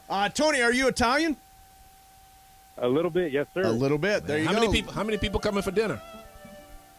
Oh, we're going big. I think we got like 2. I don't know. With all the little kids running around, we're just under 20. Now, what kind of wine you have at this dinner? Yeah, we got to know the wine. Wine makes the meal. I leave that to my dad. There you go. All right. Make sure it's a cab. Make sure it's a cab. Hey, Tony, I think lasagna is an excellent Christmas dinner. You never go wrong with lasagna. And Merry Christmas to you and however many kids are going to be What are you having for Christmas dinner, Jorge? A little tacos, little burritos, what? No, we having tamales. Tamales. Yeah. I had some of those tamales yesterday. The lady who works with us, she's from Guatemala, Yeah. and her sister made some tamales. Yeah. Jorge, I got to tell you, the Guatemala tamales Oh are better yeah, than no, the Mexicans. Salvadorian, Guatemalan, Yeah. Better than Mexican. up And I there, love man. the Mexicans. Oh, the Mexican ones are the best though. Really? You think they're better? Yeah. Yeah. I don't know. I've had Mexican. I've had. Do you make tamales? No, Brenda's mom is making them. Brenda's mom. Yeah. Oh, they're so she good. she made Are they a hard to small make? batch yesterday. They're labor intensive. It's like anything else. Like ceviche. No, it's not like anything else. It's more labor intensive. Nah. Your wife's Mexican, right? Yeah. And she makes those? Hell no, she doesn't make those. I just said it's labor intensive. She doesn't make Mexican food for No, you? she makes Mexican food. She doesn't make tamales. Like making tamales from scratch, that's an all-day affair. Like Will if you cook at all during the holidays, Jorge? Because I do not. No, you don't. No, I don't. It's all. It's either my mom or Brenda's mom. Oh, nice. Yeah. So you get to coast. Yeah, exactly. Mexican women are better cooks than Mexican men, right? Yeah, I would say see? so. So Yeah, he's for got sure. it right. Don't you think generally women are better No, cooks not than men? usually chefs though supposed to be make the best. What's best. weird is TV chefs tend to be guys, Yeah. but like, well, it's because the execs who create those shows are all men. yeah, my mom and grandmother and all those people were the ones that did the cooking in my family. I'm a good cook. Are It's you? all those cook all the abuela recipes passed down. Abuela, Oh, yes, nice. yes. Bring some leftovers there. will Yeah, you, for sure. Jorge? Yeah. All right, we'll get a little more. Oh, no, Bobcat's coming up next. Bergman's going to throw a bunch of stuff at us. Michael Thompson hanging out today. Andy Kamenetsky's here. Jorge Bergman. We're getting ready for Christmas. 7:10 a.m. Favorite gift giver here in the office is John Ireland because he's rich and he gives you money. It's really easy. John Ireland. He gives you money and he gives you a decent amount of it. Emily, she gives the best gifts. She's thoughtful and gives it consideration. It's not quick and easy. She's a good gift giver. Clinton Yates. He gives amazing gifts. Raj just got, last year a guy got me some bourbon, so I think Travis kind of knows what to get. I think Mason, he and I have a lot of similar interests. I'll just leave it at that. Greg Bergman. John Ireland is the guy. He's got the dough. He's got the gated community. I think I'd get the best gift from him. I would like to get something from Chris Morales. Definitely Scott Kaplan because he gives you gifts from his friends' companies and then asks you to post about it on social media. Scott Kaplan, because it'll have cited written all over it, or going to be some bad material robe kind of thing he gave us last year, whatever it was. Don't even finish the question. Sliwa. Bird because he doesn't stock his fridge very well, so I don't think he'd be that good at giving gifts. I think Taylor probably is not going to care that much, so I'm going to go Taylor on that one. I'll go Taylor. Sorry, Emily, but you probably just try to give me a Spotify account. I don't want that. Steve Mason. Alan Sliwa, no question. Alan Sliwa, don't want a gift from him. I don't think he's got good taste. He's got a Pixel phone. I mean, come on. How about you behind the phone there, behind the camera?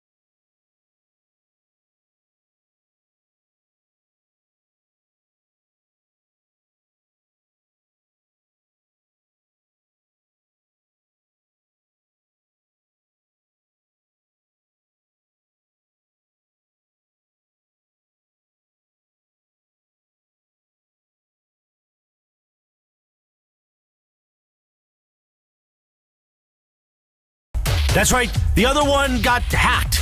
So the new one is corporate_Greg. Follow now, follow often. Corporate Greg. But now it is time for that Bobcat.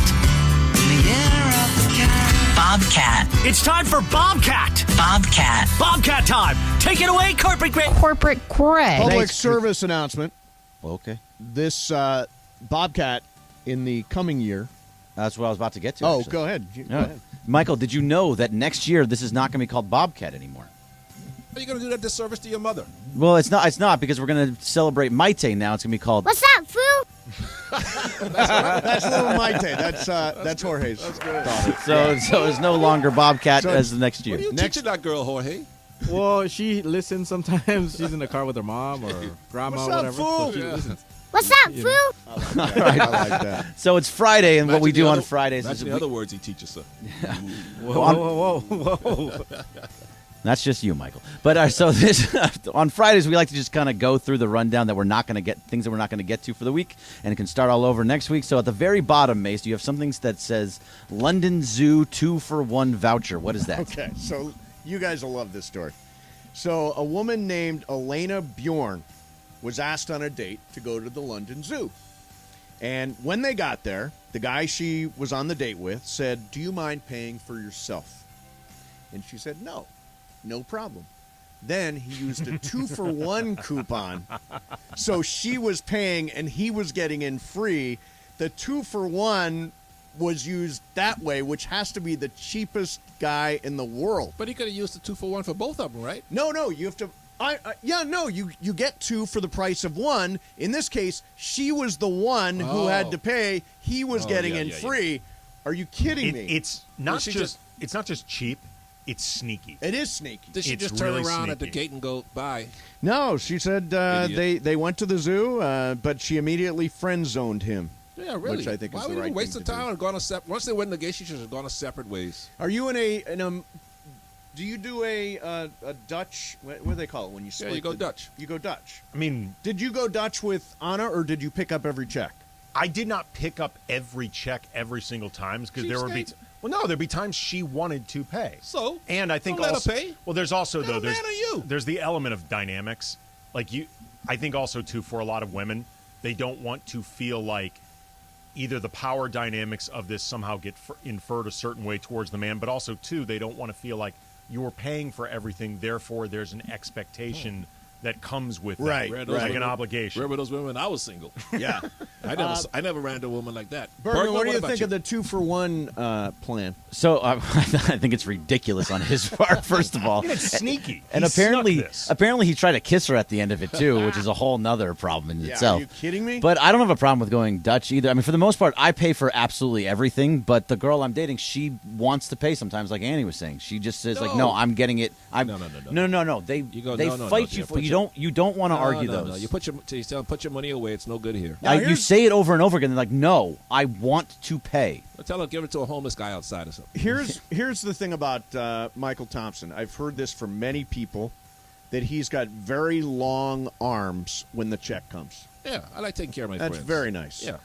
I also have long arms when it comes to picking up checks. And cookies. You try to pay on your own birthday. I did. I tried to pay for my birthday dinner. But I do have a member of the family who's like a Tyrannosaurus Rex. He's got no arms whatsoever. We all have family members like that. What's up, fool? All right, so the next thing you got on here is Stephen King on bars of soap. Okay. I don't know what that is. This is a super weird story. Thanks for the heads up on this. Let me pull up If you don't like them, you can rub it in certain areas. The actual story. Okay. Stephen King posed this weird question on social media. He wants to know if you use the bar of soap down to nothingness, or do you throw away the bar of soap at some point? What good is the soap? Here's what he says. Is it possible to use a bar of soap completely until it, disappears? Yes. You think so? Yes. No. So you have a little sliver of soap? Absolutely. You use it all the way down to the end? Try to. I think that's just silly. Why? Because you can afford another bar of soap. But you don't need to have a little But you're still of getting soap. them. You're still getting a purpose and a utility out of that soap when it's little. Yeah, Travis says it adds volume to his hair. That's what he says. He uses a bar of soap on his head. Yeah. So he says he takes the lever 2000 and all over the body, hair, everything. That's what Travis does. Should try a different strategy. Not that much volume. Who uses bars of soap still? Don't you use body wash? I use body wash. Yeah, but if you have a bar of soap, do you use it all the way down to the sliver? Well, no, like once it gets down to that sliver, then it breaks and then it goes down the drain. Right, exactly. Right, but Jorge? that's the point where it disappears. But no, he's saying like all the way down to where there is absolutely nothing left. It's all gone. I try to use it as far use down every as bit of the soap. I try to. Doesn't it drop out of your hand all the time? I guess that's small. Well, eventually that's where I consider it unusable, but I try to use it for as much as it is usable. Jorge, do you use it all the way down the We sliver? use body wash because Brenda didn't like seeing hair on it at the time. So it's like, yeah, I think bars of gross. soap are kind of over. I What's use your- body wash. I use both. I use bars when I'm on the road. Do you? Because I don't Right. want to carry because it's easy to put them in a little baggie and keep it that way. Do you And, bring your own soap? Yeah, I bring my own soap because the hotel soaps are like Do this. you take the one from the hotel? Honestly, No, the hotel soaps are the size of a quarter. Yeah. You know, they don't rub anything. They don't clean that. I've got a drawer filled with just like the little shampoos Yeah. and the little conditioners Yeah, I don't and the get little body washes from hotels. Yeah, I don't need no shampoo, of course. But When I was a kid, we took the towels. Yeah. Yeah, a lot of our towels said Holiday Inn when I was growing What up. brand of bar do you use? Irish Spring, Zest, or something else? Irish Spring is actually really it's strong. good. That's a strong choice. What do What's you up, fool? There you go. Oh, that's my turn. Yeah. Sorry. So Netflix will end password sharing in 2023. More than 100 million viewers will be affected. Are you sharing your Netflix password? I am not. Okay. Michael? No, I don't know. No, but I think that's a brilliant idea by Netflix because they can charge more money, right? Get more money. Yeah, exactly. Makes sense. Andy, you sharing your password? Outside of my immediate family, no. I have one. I would share it though. So if you want it, just hit me up. My DM. It's at Bergman Greg. Yeah, you got 5 days to use it, guys. Hit them up now. What's up, fool? All right, so the next thing you got on here is Fandango has a survey of fan interest in 2023 blockbusters. Yeah, I think this actually came from Andy at one did. point. These are the movies that are most anticipated, according to Fandango, in 2023. Number 1, Guardians of the Galaxy 3. Yeah, I'm looking forward to that First one. two have been Can't excellent. wait. They've been really fun. Can't wait. I think it's going to be the last James Gunn Marvel is it? movie too. Yeah, Number 2 is Spider-Man Across the Spider-Verse. Absolutely. can't wait. I cannot wait for That's that the movie. animated one for Yeah. people who aren't aware. The first one is, I think, the best Spider-Man It movie. is the best there's been. Spider-Man movie. It's so good. Number 3 is Ant-Man and the Wasp: Quantumania. Yes, Ant-Man is Quantumania. one of my favorite of the Marvel characters. I love Ant-Man. Ant-Man's great. Yeah, Paul Rudd's very gonna be funny. great. Number 4, I can't wait for this one. John Wick, Chapter 4. Yes. Haven't seen any of them. Michael, have you watched the John Wick movie? I saw the first 2. I quit. Why? You can't kill 20 people with a pencil. Oh, you yes. can't have 100 John bullets. Wick can. You can't have 50 bullets flying around you. You don't get winged. Did you It's see ridiculous. I'm not spoiling anything. The opening scene of John Wick 3, you know who the bad guy is? Boban. Yeah, I saw that. Yeah. And did you see? And he takes the library. It's in a library. He takes the library book and just shoves it down his You throat. got to make it a little bit more realistic, more like James Bond. Come James Bond isn't realistic on. Way anymore. more so than John Wick. Oh, come on. He can't kill all stop, those. Michael, He can't no. kill all those people and never get shot. Number Come on. 5. He gets shot sometimes. Indiana survives every time. Jones. Indiana Jones and the Dial of Destiny. Hard pass. Really? You don't He's like that saying one? he's trying to fix the last one. So like the Crystal Skull or whatever The it best was. way to fix it is just admit you're done. It's Harrison Ford like starring. that. it. Yeah, He's still- 90. Still limping He along. can't even do that whip anymore. Can't even land a plane at, That at the Santa Monica That Airport. Crystal Skull movie was so bad. It was awful. It was awful. So bad. Is that it? Yeah, that's it. Bobcat. All right, so the next thing on here is 14 things that are normal in Europe that barely exist in the U.S., like Americans are missing out. Okay. So Europe does some really smart things. Michael, you lived in Europe. Yeah, I loved Europe. You played in Europe. Loved it. So Italy. this is these are some things that are common in Europe that aren't common here. Being bilingual. Oh yeah, I know. Everybody in Europe yes. speaks more I than know. one language. Exactly. I wish I was bilingual. I barely speak one. I know. How about this one? Lived overseas, depends. Especially it made forget it. How about this one? Europe has a completely different tipping culture. Tips are only given for exemplary service. If you like the way you got service, or if you just want to say thank you for doing such an amazing job from the person, you give a tip. Being expected to tip every time, it loses its actual value. And more importantly, pay the customer-oriented people a normal wage. So this is the way it works in Europe.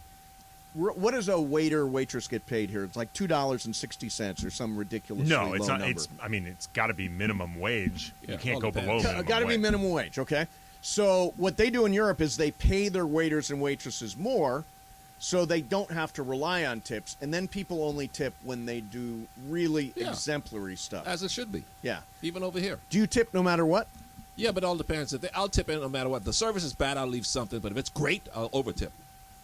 That's the right way to do it. Yeah, that you is tip the no right matter way. what, and it really should be nothing less than 18%. Okay, this is no, one. it's got to be less than 80% if the service is bad. Are you kidding Well, I mean, me? it depends on how bad the service is, because Yeah. a lot of times it's not their fault. It's the kitchen's fault. Yeah, so you but have to I blame understand them. which is I blame them. How about if you sat? You blame How them? about if you go to the restaurant, you sit there 20 minutes before they come to the table? Right. Well, I mean that can be very busy, but that's a little bit nonsense. What 20 about if minutes is they? ridiculous. I go the whole meal and they don't refill my Diet Coke? Well, that's because they're just too busy. Yeah. Great service is when you don't have to ask for a refill. They just bring True, it. they just bring it. That's when you over-tip. Or no napkins. Last one, and this is after my own heart. They have more vacation time in Europe. That's for sure. They take a break every day. Yep. They have a siesta. They from the afternoon when it's the heat of the sun. They all go to bed and they take a nap and then they take more vacations. Like for example, in Europe kind of shuts down from the end of the Tour de France until September. Everybody just goes on vacation during that period of time. They know how to enjoy life better than Americans. They definitely do. They work less hard, Yep. which is good because they don't have to, and they get more vacation. 710 ESPN. You treat it like it's located in Europe. I am working the European shift Yes. here on 710. That's right. What's up, fool? All right, so there are a couple here. Which one do you want to do, Mace? Do you want to do LA child given license to own a unicorn? Yeah, 3 let's do that astrological signs that most likely to liars. Let's do the unicorn. Okay. Okay, so this is actually kind of neat. The L.A. Department of Animals, I guess what would they call it? You're surprising me with this stuff. The Department of Animal Care and Control. Little girl wants a unicorn. So the parents didn't have the heart to tell her that unicorns are very hard to come by.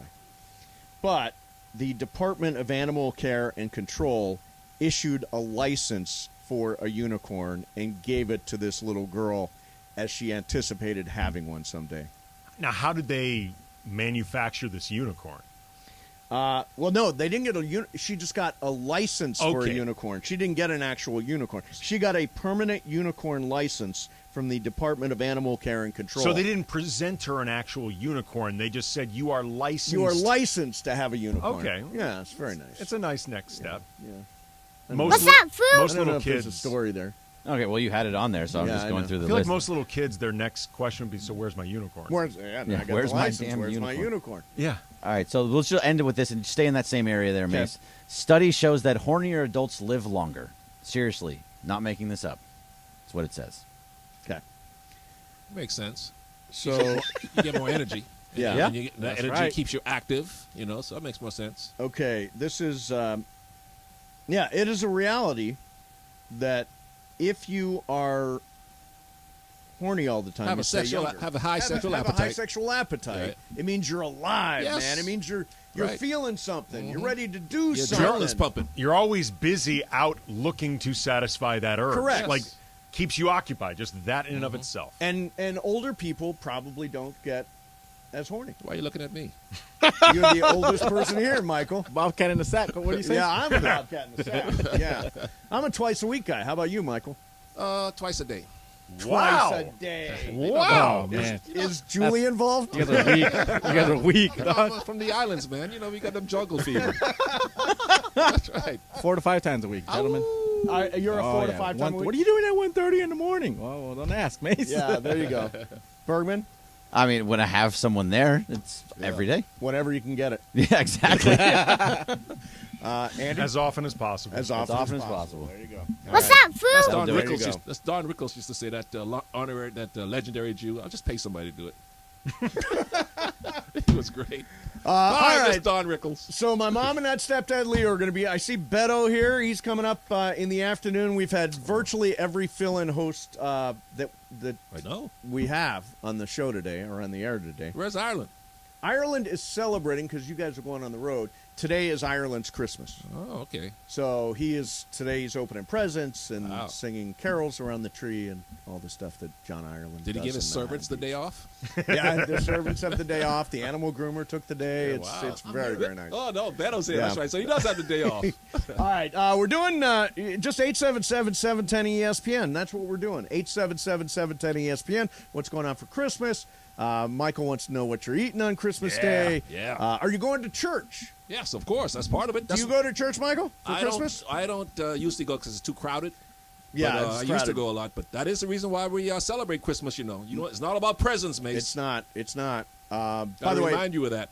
You don't have to remind me. I just told you that I go to church. Okay, good. My mom and that stepdad Leo are going to Midnight service? Midnight service. Good. Yeah. Tonight or tomorrow night? Tomorrow night, Christmas Eve. Yeah, they're going to the cathedral here downtown, which is absolutely beautiful. It'll be packed, won't it? It will be packed. Yeah, it's a big night. It's like High Holy Days. High Holy Days. Yeah, always crowded. Oh, yeah. All right. So they tell me. Yeah, that's right. Take yourself to temple. Yeah. You take yourself. I'm not going. Mason, Ireland, 710 ESPN. Favorite gift giver here in the office is John Ireland because he's rich and he gives you money. It's really easy. John Ireland. He gives you money and he gives you a decent amount of it. Emily, she gives the best gifts. She's thoughtful and gives it consideration. It's not quick and easy. She's a good gift giver. Clinton Yates. He gives amazing gifts. Raj just got, last year a guy got me some bourbon, so I think Travis kind of knows what to get. I think Mason, he and I have a lot of similar interests. I'll just leave it at that. Greg Bergman. John Ireland is the guy. He's got the dough. He's got the gated community. I think I'd get the best gift from him. I would like to get something from Chris Morales. Definitely Scott Kaplan because he gives you gifts from his friends' companies and then asks you to post about it on social media. Scott Kaplan, because it'll have cited written all over it, or going to be some bad material robe kind of thing he gave us last year, whatever it was. Don't even finish the question. Sliwa. Bird because he doesn't stock his fridge very well, so I don't think he'd be that good at giving gifts. I think Taylor probably is not going to care that much, so I'm going to go Taylor on that one. I'll go Taylor. Sorry, Emily, but you probably just trying to give me a Spotify account. I don't want that. Steve Mason. Alan Sliwa, no question. Alan Sliwa, don't want a gift from him. I don't think he's got good taste. He's got a Pixel phone. I mean, come on. How about you behind the phone there, behind the camera?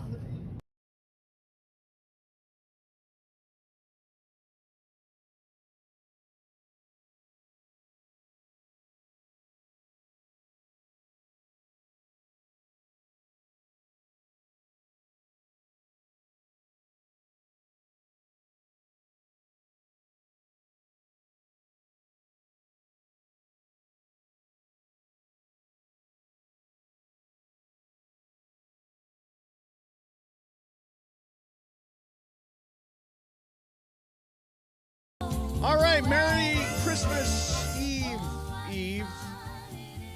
And the show is just sort of we got everybody here. There's, Bergman, who apparently did a show earlier today. He did? I switched I switched over to 570, but totally kidding. This week has been a showcase for Bergman. Oh, it has been. This has been Bergman's week on the station. Why was he so good on the air? Because what was he? Was he actually candid? Was he saying interesting stuff? Well, he's just, you know what? You got to be on the radio is just real. He's pretty real. Yeah. You're very real. Of course. People know if you're not. Yep, exactly. So we're just taking. Andy's here. My mom and not stepdad Lee are going to be here in a minute. they're downstairs. I gotta go grab them. Okay, yeah, go grab them. And actually, we got a call right now from Mark in Palm Desert. Mark, you're on 710. What's up, man? Hey guys, how you doing? Everything's good. Merry Christmas, Happy Hanukkah, and that's it. Thanks. But I wanted to find out. Did you guys? I've been in meetings all day today. I wanted to find out what's going on with the Trevor Bauer story. I heard they released him to play. Yeah, they cut down in arbitration. They cut down his suspension and counted time served also. And the Dodgers now have 2 weeks to decide whether or not to keep him on the 40-man roster or to drop him. I suspect they're going to drop him. Have they been paying him? Yes. Wow. Yeah, they've been paying him anyway. So, yeah, that's the... Will they still have to pay him if they drop him? Boy, I don't know that answer, Michael. Was that guaranteed, that deal or whatever? Had to Yeah, be he had a guaranteed. 3-year contract, so Yeah. I'm sure it's 100 guaranteed. million. So the Dodgers got a break with the unpaid suspension. What would you do? I wouldn't keep him. I just think it's a lot What of if he baggage. apologized and said, I was wrong, I was an idiot, blah, blah, blah? First of all, he's never going to do that, Yeah. so it's a moot point. He will not in a million years. He might have do an that. epiphany. Yeah. You know? Not in a million years. Yeah. By the way, I don't even want to talk about it. It's Christmas. It's Christmas. Let me go to, hey, Mitch in New Jersey. Mitch, you're on 710. Hey, man. Hey, how you guys doing? Everything's Happy great. holidays, Merry Christmas. Happy Festive. Okay, things are good here, too. Are you getting hit with a snowstorm? We lucked out, but it's going to be really cold tomorrow. We had some rain early yesterday, this morning. It's really cold. But Under not 20. not the blizzard. Good. Not the blizzard, thank God. And I got one more day of working at FedEx, and the peak is pretty much over. Well, we'll catch up next week, hopefully. Yeah. And I haven't spoken to Mike since Trindle. I'm the one I tweet you sometimes. Yeah. Mike. All right. You know, I'm the Clipper fan. Oh, okay. I'm the only Clipper fan east of the Mississippi River. Well, I Hey, I'm respect the having Clippers Christmas- this year. I think the Clippers are going to win it all this year if they stay healthy. Definitely, that's a big if. Yep. Chicken and rice, and this Christmas is special. Yeah. I've been a grandfather since last July. My daughter's first. What kind of chicken? Special. What kind of chicken? Regular chicken, not fried though. Not fried. Not just that fried. healthy for you, but Like what kind of rice? Like a nice baked chicken. But what kind of rice? Not just plain white rice, right? Carolina rice. I love it. Carolina White rice. rice, fine. All right. Nice, man. The Well, best. Mitch, aside from liking the Clippers, we definitely like you in the fact that you call Chicken and rice. Chicken and rice. But don't you ever have something else with it? Maybe some asparagus, maybe a little roasted potatoes. Who, you like a meal planner over there? Yeah, I love food. Don't you love food? I love food. Yeah. And now, wait a minute. Are you going to eat your Christmas dinner in bed? No, because everybody's over, right? No, because we're going out. Oh, okay. Yeah, we're going out for Christmas dinner. What about the leftovers? So you can have Leftovers in bed. Last night, I had Chinese food in bed. Was this something you did as a kid, too? No. Wait a minute. You can't have Chinese food in bed. What did you order? I had the beef and broccoli. Okay, that's very saucy. And I drips. had like a pad thai sort of thing with noodles. That's drippy. If you What look about at- the rice? What the grains? Don't they drip all over the bed? If you inspected my bed, you would say you would never know somebody ate there. You do I'm like very careful. You do though like a TV tray type thing. No, I right? do not. You don't? No, I do not. And he doesn't spill. He says. No, what I do is I take a towel and I throw it over the bed like a placemat. Oh, and then over if your there's- lap or Oh, so on the it's- bed? It's on the bed. It's the equivalent of a tablecloth. Like after a meal is finished, like at Correct. a restaurant, they take the whole tablecloth, take it off, and then replace it with a new one. But there are stains and drips and grains on the It's my cloth. right? tablecloth. Okay, It's all right. going into the So wash. he is spilling, just not going on the Yeah, sheets. exactly. It's not, I'm not sleeping in it.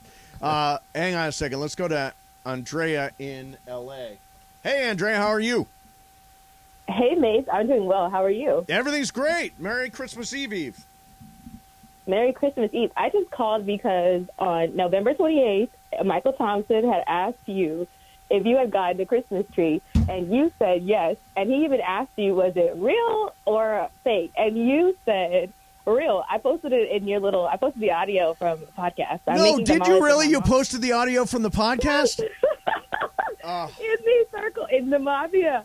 I'm making tamales with my mom last night, so it starts playing the old podcast. And I remember you saying yesterday that you had to scramble for a tree. And I'm like, Mace told us over a month ago that he had already got this tree, and he over here lying to us around Christmas. Oh, you're Andrea. You got me. You got me, Was Andrea. that the lie of the day or something? No, it wasn't. But I did have lights all over my house. I just didn't get the tree part. But Andrea, thanks for catching me in the lie. And you posted the audio. That's very What nice. kind of tamales you making? Beef or chicken? Oh, I'm half Mexican, so my mom is Mexican. We make beef, but it's with chipotle adobo salsa, red Nice. salsa. Ooh, nice. And is it very time consuming? Oh, hell yeah. It's very, well, see, my mom makes hers overnight, so it's like 6 hours. We start maybe a day or two before Christmas, and she literally stays up with them all night. I go to sleep and let her do the hard part. Andy Cameron's wife is Mexican, and she refuses to make him tamales. What do you think of that, Andrea? Oh, no, see, I've been doing it with my mom since I was a little girl, so even when my mom passes, No, it'll but- be something I on. You will agree with me, though. Like, they are very labor intensive. Like, you don't just spur of the moment decide to start making tamales. Oh, yeah, you do. No, there's a reason they only make them, or my mom only makes them once or twice a year. Exactly. Yeah, I mean, they're a lot of work. Andrea, so you'll have tamales for Christmas? Yes, tamales. Very, Hey, Andrea, very nice. I had tamales yesterday, and I had to go have some guacamole with it. I made some guacamole. Is that okay, right? That's fine? See, I'm not like Jorge. I don't think Salvi tamales or Guatemalan tamales are just as good. I think Mexican tamales are the best. Oh, no, Mexican tamales are the best. Yeah, but everybody has a little variation, and it's not bad to try different. Yeah, Beto said that the Central American tamales they make with banana leaves instead They do, of with the green leaf and stuff, instead of corn husk. Yeah. Yeah, not my vibe at all. Not my thing, but. Well, Andrea, listen, we want to wish you a very Merry Christmas. Thanks for catching me Feliz in that Navidad, live. Mace. Feliz Feliz Navidad. Navidad. There you go. And we love you listening, Andrea. Thank you, Andrea. Yeah, I had to have guacamole with my tamales. Is that bad, Jorge? It's a little odd, yeah. Really? Yeah. I thought it went well together. Imagine Michael Thompson doing something odd. Exactly, that's a little odd. And I had some tomatoes, too. I cut up some slices of tomato, put it. Is that bad to eat it with the tamales? You did it your own way, Mike. Really? You're just going your own way. Oh, that was fine. I thought it all went together.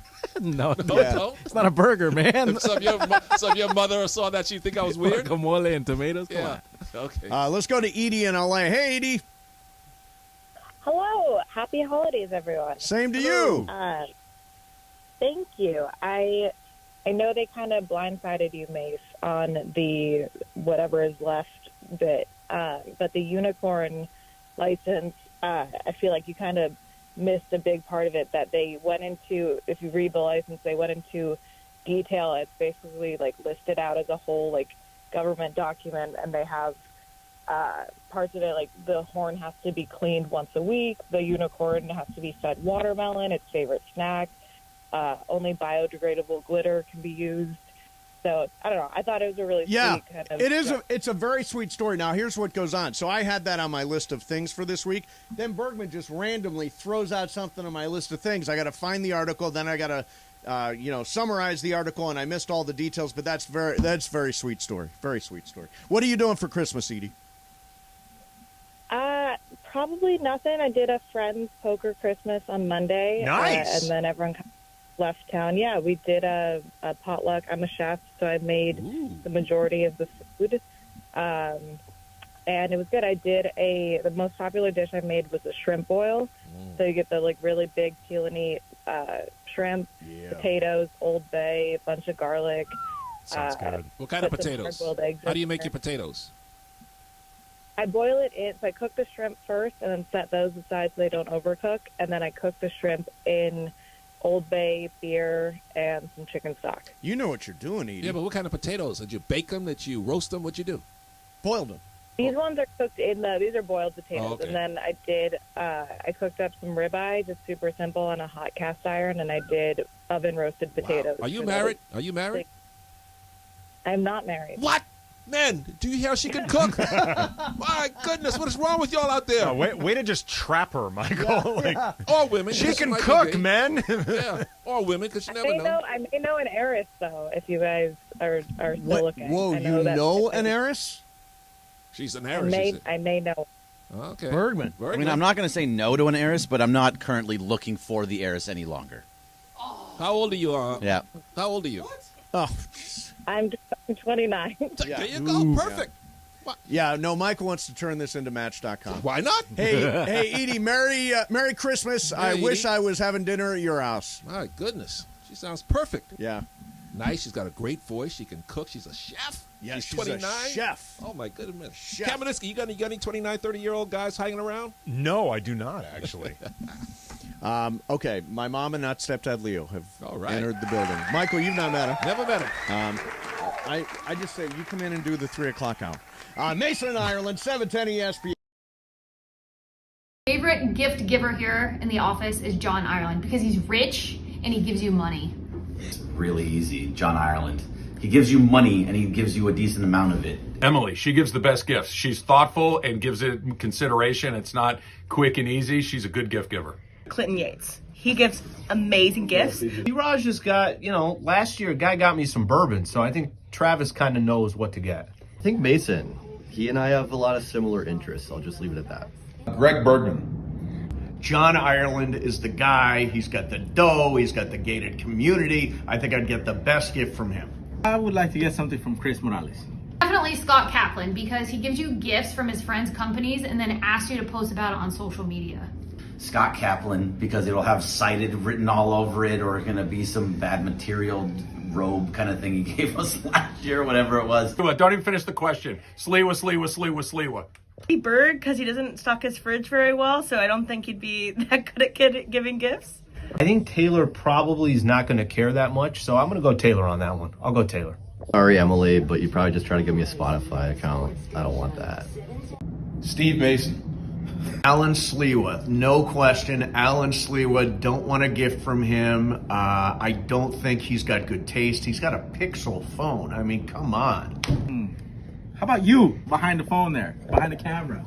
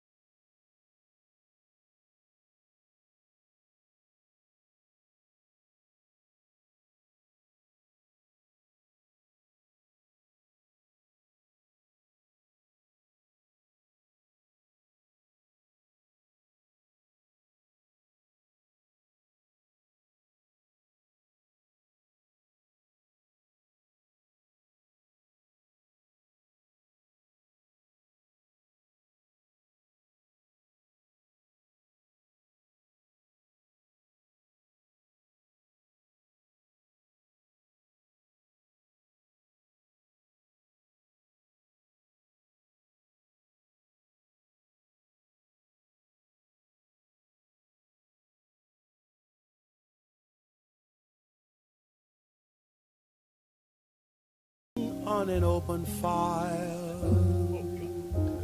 Jack Frost nipping at your nose. Did you know Steve was always a good singer when he was growing up? Get right up to that, Mike. My mom is here, and not Stepdad Leo's here. Just you almost want to touch her with your you he get was that like close. White Johnny Mathis? No, he never was.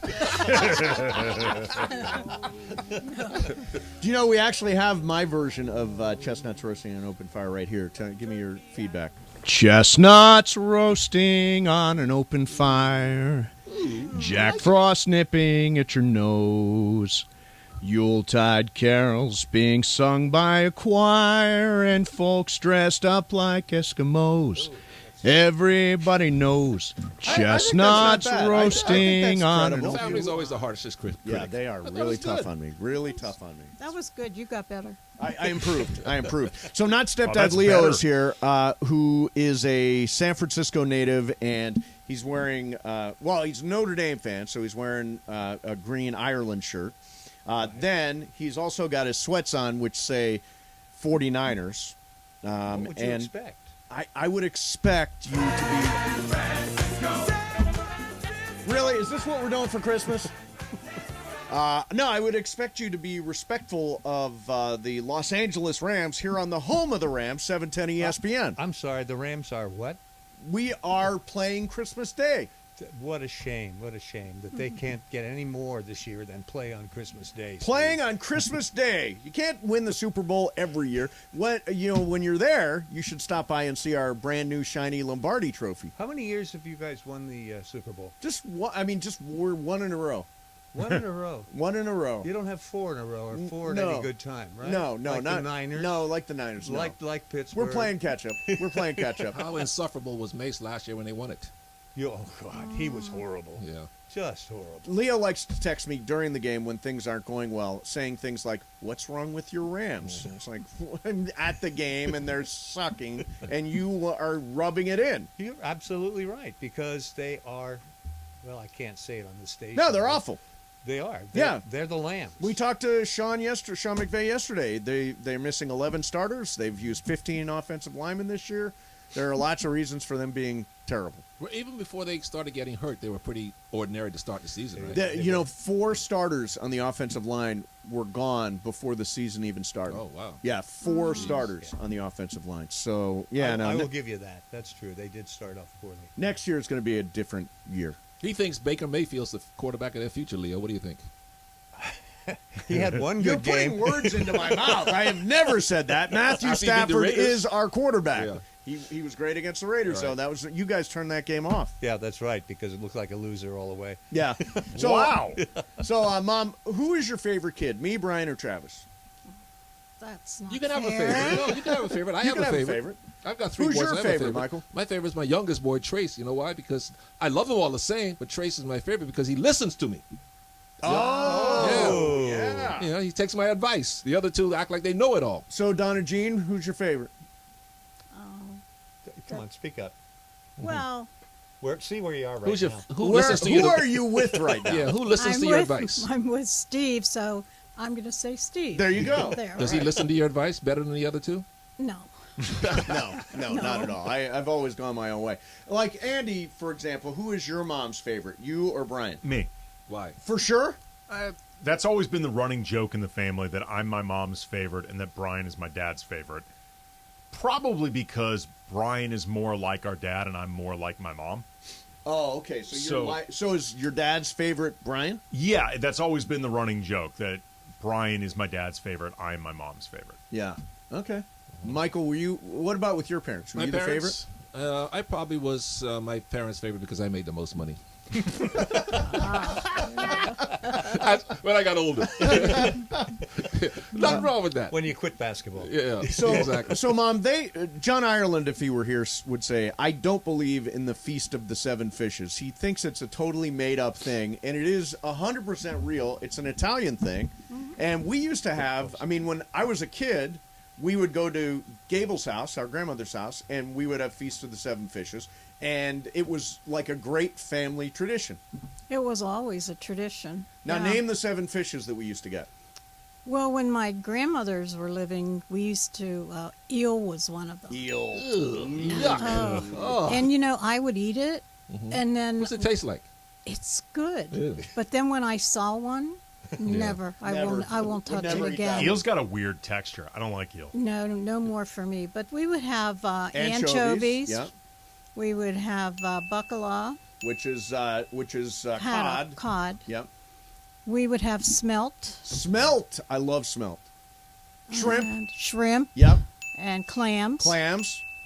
Oysters? No oysters. She's like, no. What other fishes? Sardines? Anyway, there were sardines. You could do You sardines. By the but- way, salmon. What about salmon? Yeah, we didn't do salmon. Yeah, no, but tuna. you could. Tuna. By the way, Tuna. all these fish that your mom is listing right now, they are all part of the Feast of the Seven Fishes Wikipedia entry. Come on, John Ireland. See? Yeah, this is a real thing that exists, John Ireland. Yes. John Ireland. I forgot the best one. What? Calamari. Oh, calamari, squids. Yeah, Yeah. squid is on the list. Yeah, squids. What's the accompaniments with the fishes? What do you eat with it? Usually there was a pasta, so you would serve calamari, stuffed calamari over pasta. The menu may include also pasta, vegetables, baked goods, and wine. The fishes include anchovies, whiting, lobster, sardines, bacala, like you said, smelts, eels, squid, octopus, shrimp, mussels, and clams. There you go. Not a made-up holiday. Not a made-up holiday at all. No, that was a real thing. It was never celebrated in Ireland, I can tell you that. Yeah. You're a big Notre Dame fan. Are you happy with Marcus Freeman, the new head coach there? At the beginning of the year, no, but he's improved over the time, and he's done a pretty good job as far as I can see of getting guys for the future. Didn't do a good job in that USC game, did he? What game was that? Yeah, right. we gotta get even a little bit. So, do you guys know what ChatGTP is? No. Okay. So this is artificial intelligence, and we can write in anything in the world. I tend to do poems. So if you want to hear a poem, Michael, what subject would you like to hear it on? How about on love? Poem? Well, no, because that's too generic. Too generic? Be specific. Like you can say on the Lakers, on Anthony Davis getting hurt. You could say anything. Or the Warriors and how. Yeah, let's hear it on sports. On a sport. Okay, which sport? Soccer. Okay. Since we just going through poem the World Cup. about soccer. I'm sure they got something about Messi. Messi and soccer. Yeah. I'll just say that. Did he say he's retiring, by the way? No, he's going to play with the national team a couple more years, but he's not going to. He's retired from the World Cup competition. This is the poem right now that is being written by this computer. Lionel Messi, a wizard with the ball, his feet blur as he takes on all. He weaves and twists and glides through the fray, leaving defenders in his wake as he makes his way. With a flick of his heel and a burst of speed, he glides past opponents with ease and ease. The ball stuck to his foot like glue to a shoe. He dances around the field, a sight to behold in view. The fans go wild as he approaches the goal. Their cheers and screams, a thunderous roll. He takes his shot and the ball flies through the air, a perfect strike that no one can compare. For Lionel Messi is a soccer great, a master of the game whose talent can't wait. He takes the field with skill and grace, leaving all in awe of his talent and grace. You just type his name in and that pops up that quick? quick? That pops up that quick. That's amazing. He did one yesterday, and John couldn't believe what came out. Oh, it's crazy. Do one on Kobe. Okay, let's see. Even though he's no longer with us. But do some on, let's see what they say about Kobe. About the great Kobe Bryant. That's amazing. Isn't it? Yeah. I mean, just like that. Just like that. This is where the world is going. Okay. Kobe Bryant, a legend of the game, a fierce competitor with skill and with fame. He took to the court with fire in his eyes, determined to win and never compromise. With a quick step and a flash of his hand, he drove to the basket and made his stand. He soared through the air with power and with grace and sent the ball flying to a thunderous space. His shots fell true from near, from far, and he led his team to victory's bar. A true champion in every sense of the word, Kobe Bryant left his mark on the game he loved and served. I love that. It's pretty good. Do one on the Lakers. See what they say about our Lakers as we struggle to survive without Anthony Davis. Poem about the Lakers. The Lakers Yeah, this is without Anthony Davis. Yeah. We'll do it that way. Davis. Okay. Out Isn't this crazy? I wonder if we got one Michael Thompson. The Lakers, a team of great renown, are missing a key player as they take to the ground. Anthony Davis, a force to be reckoned with, is absent from the court, and it's causing a rift. The team struggles without his strong presence and might, and they try to fill the void with all of their might. They play with heart and give it their all, but it's not the same without Davis as tall. The Lakers miss his scoring and his defense, his leadership and his poise in every instance. But they soldier on and keep on fighting, hoping that one day Davis will be rejoining. Until then, they'll do their best in what they have at hand and try to make a run for that championship brand. Wow, that's amazing. Do one on me, Michael Thompson. There's Okay. no way they could do that, can they? Of course they can. No Poem way. I about- can't wait to hear this. Make sure to spell it wrong. Yeah. What word can we use to describe Michael Thompson? Foreigner. Alien. Bahamian. Bahamian. Yeah, there you go. Bahamian Michael All right. Thompson. I can't wait to hear this. Better be great. Okay, here we go. It's writing right now. Better be better than Longfellow. Bahamian Michael. Bahamian Michael Thompson, a man of great fame, a basketball player with skill and with name. He played with passion and gave it his all on the court. He always stood tall. He led his team to victory's door with his quick moves and his scoring galore. He was a leader and a force to be reckoned with, and his teammates knew that he was a gift. Michael Thompson, a man of great pride, a fierce competitor who always tried. He left his mark on the game he loved, and his legacy will always be above. Wow. How about that? Nice. That is great. However, there's some crossover between the way there's they talked about definitely- Anthony there's Davis and the way they definitely talked crossover. about Michael. No, but isn't it amazing that you can just plug in this and Yeah, it it is comes pretty cool. out? What did It they say is. about you? We'll do it. We can play this all day long. I know, this is great. All right, Michael Thompson's Game of Games is Yes. coming up. And Pepe, call Pepe. And everybody's playing. Oh, Everybody's we'll playing. We'll get Pepe in here Yeah. for this. Along with my mom, not stepdad, Leo, Jorge, Bergman, We got about Andy 8 or 9 Kamenetsky, players. Michael That's why Thompson. we We need got a lot extra of time. players. I'm going to have to just keep score and sit this one out. I have a No, feeling. you got to be in it too. It's going to be hard to keep score of the game. Just write down yes or no, whoever gets it All right. right. We'll try. Hey, if you own a small business. Hey, Laker fans, John Ireland here. Have you downloaded the new ESPN LA app? You got to get this thing. It's great. You can get Travis and Sliwa, Mason and Ireland, Sedano and Cap, and all of our Lakers talk with Slee right in the palm of your hand. You're just one tap away from everything Lakers. You could even win Lakers tickets. React to the Lakers on ESPN LA app. Download the new ESPN LA app in the App Store or on Google Play.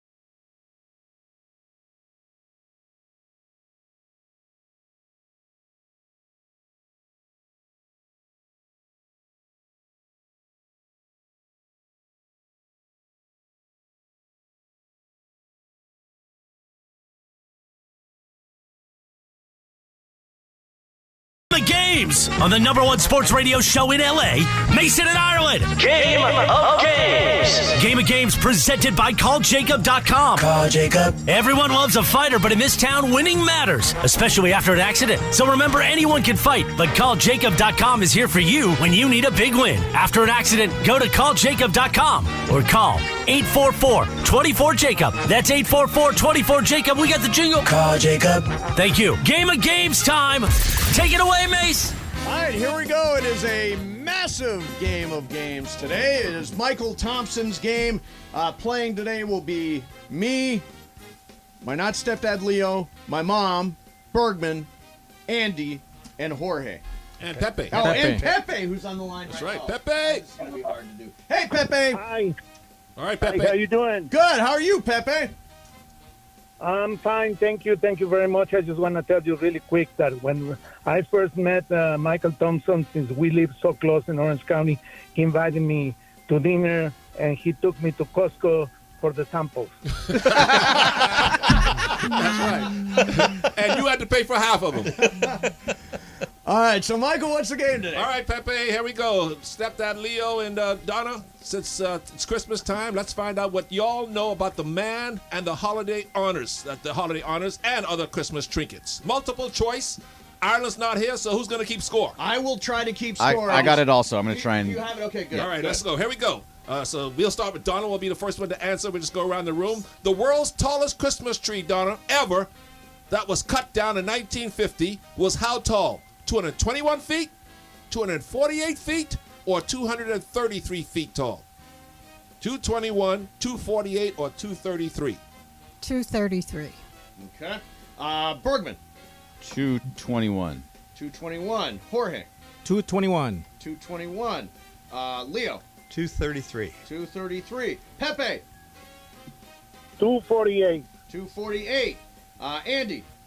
248. 248. I will also go 248.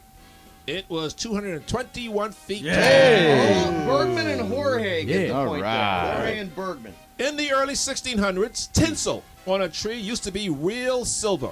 In which country? Sweden, England, or Germany?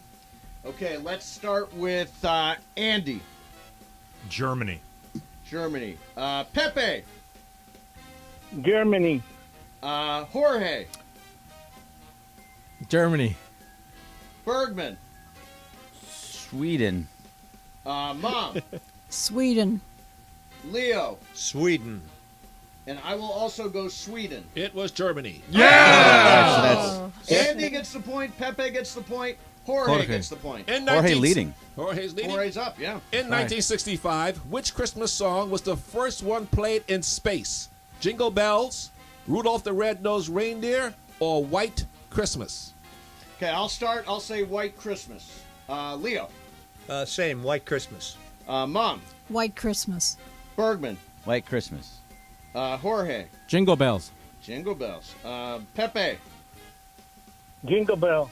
And Andy. White Christmas. White Christmas. That it? It was Jingle Bells. Yeah! Pepe and Jorge. Pepe and Jorge are running away with this thing. By Jorge's undefeated. the way, if Jorge wins, That's he it. wins 10 the grand, month. baby.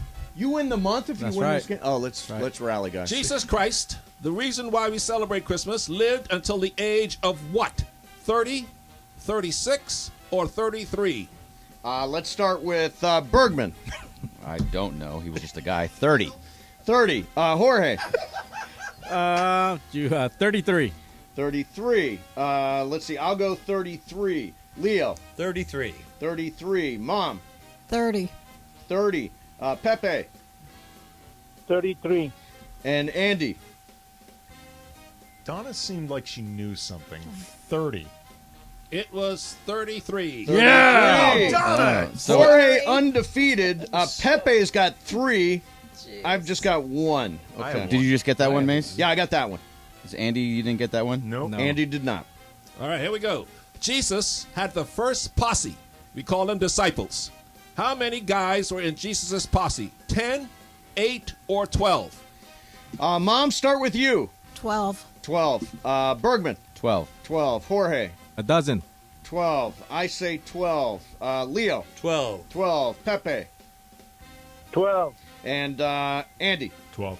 12. It is 12. It is right? 12. Everybody gets that Yeah! point. Jorge is is 5. undefeated. Pepe's 1 behind. Which country started the tradition of Christmas trees in the home? England, Italy, or Germany? Okay, I will go first. I say Germany. Leo. Germany. Germany. Mom. Germany. Germany. Very popular choice. Bergman. I'm stick with everybody. Germany. Germany. With the crowd. Jorge. Yeah, Germany. Germany. Pepe. Germany. Germany. And Andy. Clean sweep. Germany. It Everybody is. says Germany. That's Yes, right. that was correct. The highest grossing Christmas movie is Home Alone, Home Alone 2, or The Grinch. Which Grinch? Just say. No, there's multiple Grinches. Yeah, that's all right. seven Just go on. versions. Say Jim Carrey Okay. Grinch. I don't care. Jim Carrey, Jim Illumination. Carrey. one. Let's just let's make it clean. Okay. Home Alone, Home Alone 2, or The Grinch. Mom. Highest grossing Christmas movie. The Grinch. Grinch. Bergman. Home Alone 2. Jorge. Home Alone 2. I will say Home Alone 2. Pepe. Home Alone. The first one. Andy. Home Alone. Home Alone. It was The Grinch. Oh, only If I Donna. had known which one, Well, there was the cartoon. There's the one with Jim Carrey. Okay, There's let's keep it clean. Let's keep it clean. Which fairy tale helped to inspire gingerbread houses? Hansel and Gretel, Little Red Riding Hood, or Cinderella? I'll go first. Hansel and Gretel. Leo. Hansel and Gretel. Mom. Hansel and Gretel. Yep. Bergman. same Hansel and Gretel. Jorge. Yeah, with the crowd. Hansel and Gretel. Jorge's doing well. Pepe. Hansel and Gretel. And Andy. Hansel and Gretel. Hansel and Gretel. Yeah, that's correct. So He says everybody it right. got that point. December 25th is not the actual birth date of Jesus. It is believed to be in which month? February, January, or March? Jorge. January, February, or March? I'll say March. March. Bergman. January. January. Mom. January. January. Leo. January. January. Me. January. Pepe. January. January. And Andy. January. It is January. It is January. Now here's where we are. You missed that one. I did. I'm You just missed saying, that yeah, one. for no reason. Just for no reason. I've got you 1, 2, 3, 4, 5, 6, and I've got you 1, 2, 3, 4, 5, 6. So let's No, I got 7 for them. You have 7 each? 7 for Pepe, 7 for Jorge, 5 for me, 5 for Andy, 5 for Mason, 5 for Donna, 4 for Leo. Okay, let's Come on, because Donna. this is getting so confusing to me. How many do I have? How many Seven. do I have? 7. You're Seven. tied for Seven. first. Yep. I say we have sudden death now between Jorge we and got Pepe. plenty more. Plenty more. We got plenty of time. Okay. Come on. Donna and This is Leo your here. show, Mason. I You wanna decide. give- You I wanna decide, give Donna Mason. It's a your chance show. to win. I want to Okay. give Donna and Leo a chance to win. She's ahead of me already. So. The first Christmas was celebrated when? AD 250, 336, or 352? 250, Mom. 336, or 352, Donna? 250. 250. Bergman. 332. 332. 336 or 352? 336. No, sorry, 352 is what I wanted. 352. 352. Okay, that makes it more complicated. Jorge. 250, Bob. 250, Bob. I'm going to go 352. Leo. 336. 336. Pepe. 250. 250. And Andy. 336 sounds religious to me. So It is. 336. It is 336. So Andy and who else? You were tied. And Leo. And Leo. Well, What do you have for score? I Greg? have Jorge 7, Pepe 7, Andy 6, Greg 5, Mason 5, Donna 5, Leo 5. all right, it's Oh, close. all right. You're doing better keeping score than I am, so you pick it up. All right, I got it. Okay. All right, Greg, where was the first Christmas celebrated? In Rome, in Paris, or in Madrid? Rome, Paris, or Madrid? The Okay, first Christmas. let's go to Bergman. Rome, Paris, or Madrid? Let's say Madrid. Madrid. Let's go Jorge. Rome. Rome. Let's go Pepe. Paris. Paris. Andy. Rome. Rome. Me. I'm going to go Rome. and Leo. Madrid. It was Rome. So Jorge, Andy, Leo? No, Mace. Mace. Yes. Okay.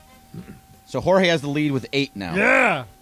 Okay, let's play sudden death. Let's play Yeah, sudden sudden death. death. Well, I'm so confused at this point. Well, no, there's between the three of you. No, it's just one more. One more, and then we'll do sudden death. One more. Okay, one more. One more, and then sudden death. And then we go to sudden death. All right. An estimated percentage of kids believe there is a Santa Claus. There is a Santa Claus. How many? Yeah, there is a Santa Claus. How many percentage of kids believe in Santa? 85%, 75%, or 65%?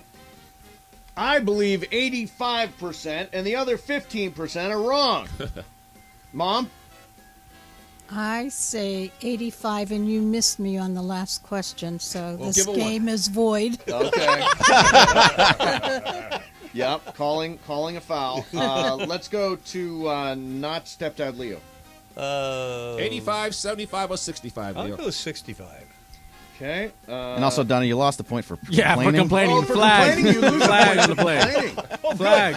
Yeah, you lost a Minus point. a point, Donna, for Kicked out. complaining. That's the way it goes. Okay, Bergman. 85, 75, or 65% of kids I'm believe. going to go with 75. Okay, Jorge. Going 75. 75. Pepe. 75. And Andy. 75. Did I get everybody? Yeah. Okay. It is 85%. So that means Mason and Donna, you're back up to 5, Donna. Congratulations. So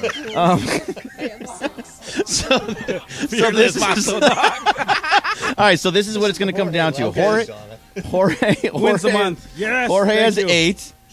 Andy has 7. Mason has 7. And Pepe has 7. So we can cut it down to just Pepe, Mason, Jorge, and Andy. Okay. For this last question. It's the last one? Last one. Last one. Make it a All good right. one. And you have to go different than Jorge. So Jorge has to go first. All right. This is when everybody gets a guess closest to her age. Rockin' Around the Christmas Tree was recorded in 1958 by Brenda Lee. You remember her, Donna? I do. How old was she when she recorded it? Closest to her age. Okay. You go first, Jorge. Brenda Lee. I'll say. You know Brenda Lee. Yeah, Brenda Lee. Rockin' Around the Clock. You know, Yeah, it's a great song. rocking around. Yeah. Christmas Rockin' around. Christmas I'll tree. say she was 30. 45. 45. Okay. Andy. I'm going to say 51. 51. Pepe. What year was it, Mike? 1958. 37. 37. Is that down to me now? Just you left. Okay. 1. Donna, do you know how old she was? Well, remember? I don't Have an idea? remember. What do you think it was? I'm thinking 37 sounded good. All right. Well, she was 13. 13 years No way! So Mason gets the Mason point. gets it. That's right. Mason and Jorge are tied now. Oh, that's And good. is Pepe out? Pepe and Andy are out. Oh, I'm sorry, Pepe. Not your day. Now here's what's at stake. If Jorge wins, Yeah. he wins the entire month of December. That's right. Have you ever won a month before? I won 3 in a row before when Michael used to talk trash to me. Okay. All right. So Jorge has a chance. He has not won a month this year. Who?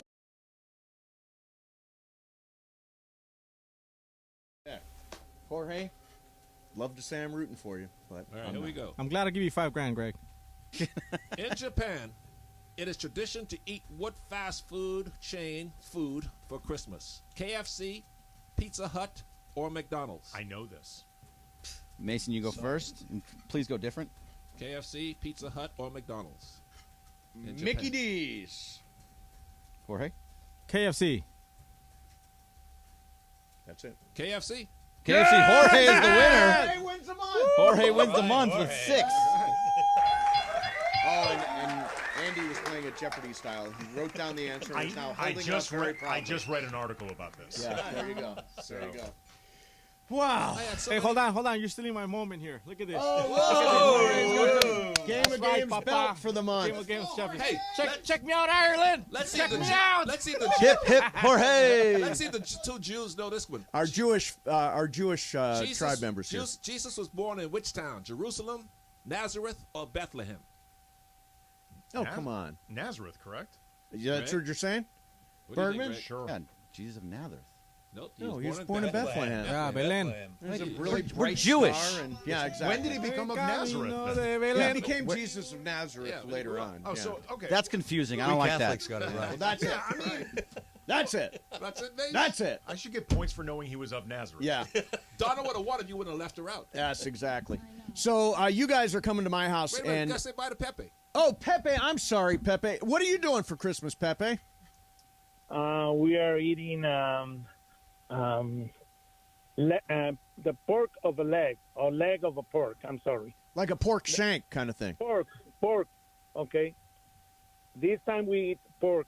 Last year we ate turkey, and sometimes we eat tamales from Oaxaca, which are the best.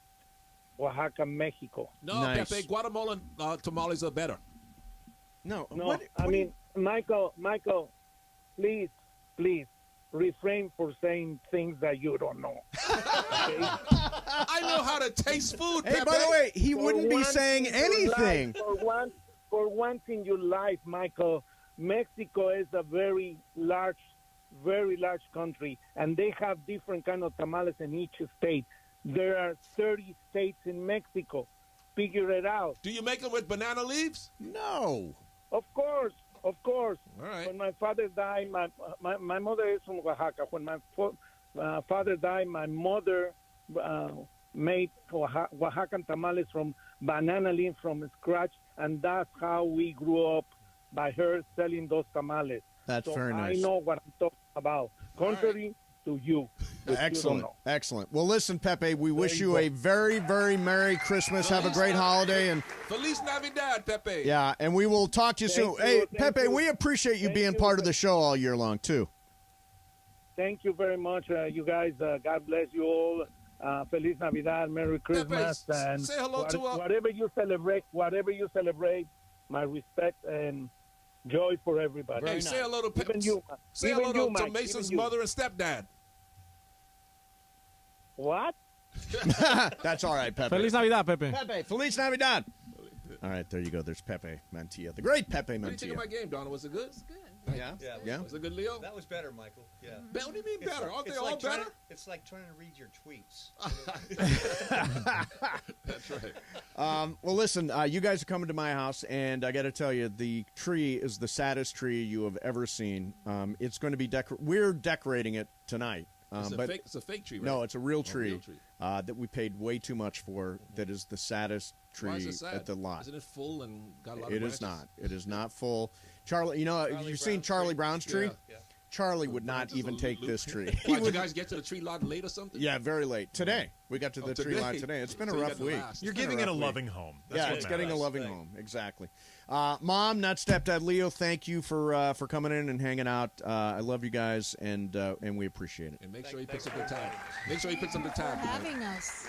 Yes. It was fun seeing you guys. Yeah. Hey, Leo, go Niners. Right. Yeah, right. Go Niners. Sure. Have You're your right, Niners. Jorge.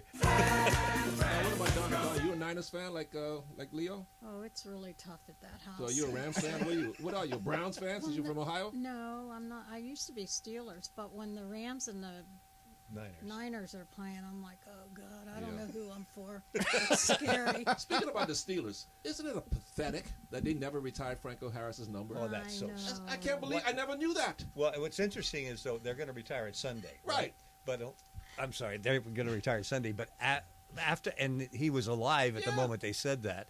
And of course, what happens to him 2 days before? Right. He passes away. They've had 50 years to retire his number, Right. or whatever. Yeah, it's going to be so emotional, I would yeah. imagine, at that stadium when they do it. Yeah. Never knew that. They said they've only retired Joe Green and his number, not even Terry Bradshaw. Yeah. They haven't retired Terry Bradshaw. Are you serious? Yeah. Yeah, only two numbers now, 75 and 32. That's crazy. Yeah, that's amazing. Yeah. So anyway, sad Christmas tree, but a great dinner tonight, and I'm glad that we're able to hang out for a few days here. All right, so Thank you. There's my mom and not stepdad Leo hanging out. Very nice. It's been a I think the show's been pretty loose today, don't you think, MT? It always is when you're around. Yeah, exactly. What is it like when Ireland's running the show? Oh, it's very, very regimented. Stiff. Oh, yeah, right to the well buttoned up, like how he dresses. Right. Bergman, is that pretty fair? Yeah, that's pretty much how it goes. Yep. Yeah. He every segment is something going to be very, very different, Yeah. and he knows exactly what it's going to be. Yep. And he knows it ahead of time, and he follows it to the T. There you go. There you go. Mom, not stepdad. Leo, Michael Thompson hanging out. Let's hit the super stager. No, we're not going to. No, it's too early. You need to wait 2 minutes. See, you're still too much in a hurry. You need a break. I'll Why just do you do need a break? I'll do the ID live. Just do it. Okay. Just do it. Well, no, we're going to break. Oh, we're going to break. Okay. Coming right back, we'll do the super crosstalk when we return. Mason and Ireland, 710 ES.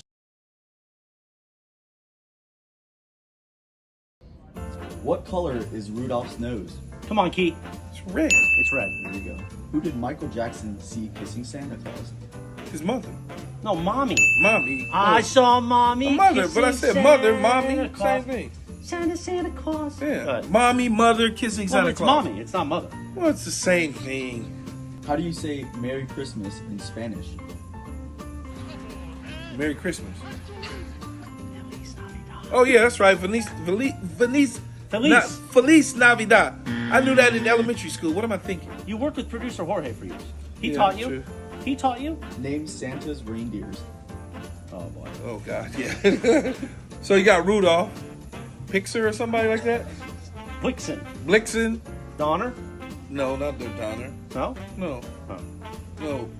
Blixer or Flixer or something. We got Rudolph. Rudolph. Flixer. Man, I don't remember.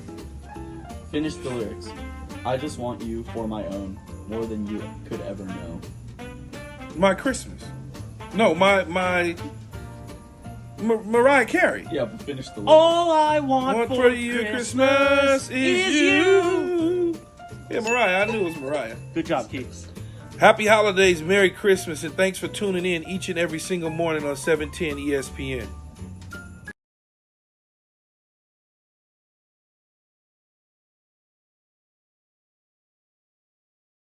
Favorite gift giver here in the office is John Ireland because he's rich and he gives you money. Really easy. John Ireland. He gives you money and he gives you a decent amount of it. Emily, she gives the best gifts. She's thoughtful and gives it consideration. It's not quick and easy. She's a good gift giver. Clinton Yates. He gives amazing gifts. Mirage just got, last year a guy got me some bourbon, so I think Travis kind of knows what to get. I think Mason. He and I have a lot of similar interests. I'll just leave it at that. Greg Bergman. John Ireland is the guy. He's got the dough. He's got the gated community. I think I'd get the best gift from him. I would like to get something from Chris Morales. Definitely Scott Kaplan because he gives you gifts from his friends' companies and then asks you to post about it on social media. Scott Kaplan, because it'll have cited written all over it, or going to be some bad material robe kind of thing he gave us last year, whatever it was. Don't even finish the question. Sliwa. Bird because he doesn't stock his fridge very well, so I don't think he'd be that good at giving gifts. I think Taylor probably is not going to care that much, so I'm going to go Taylor on that one. I'll go Taylor. Sorry, Emily, but you probably just trying to give me a Spotify account. I don't want that. Steve Mason. Alan Sliwa, no question. Alan Sliwa, don't want a gift from him. I don't think he's got good taste. He's got a Pixel phone. I mean, come on.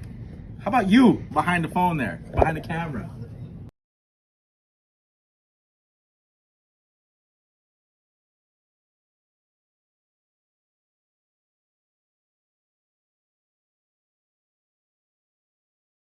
Radio history.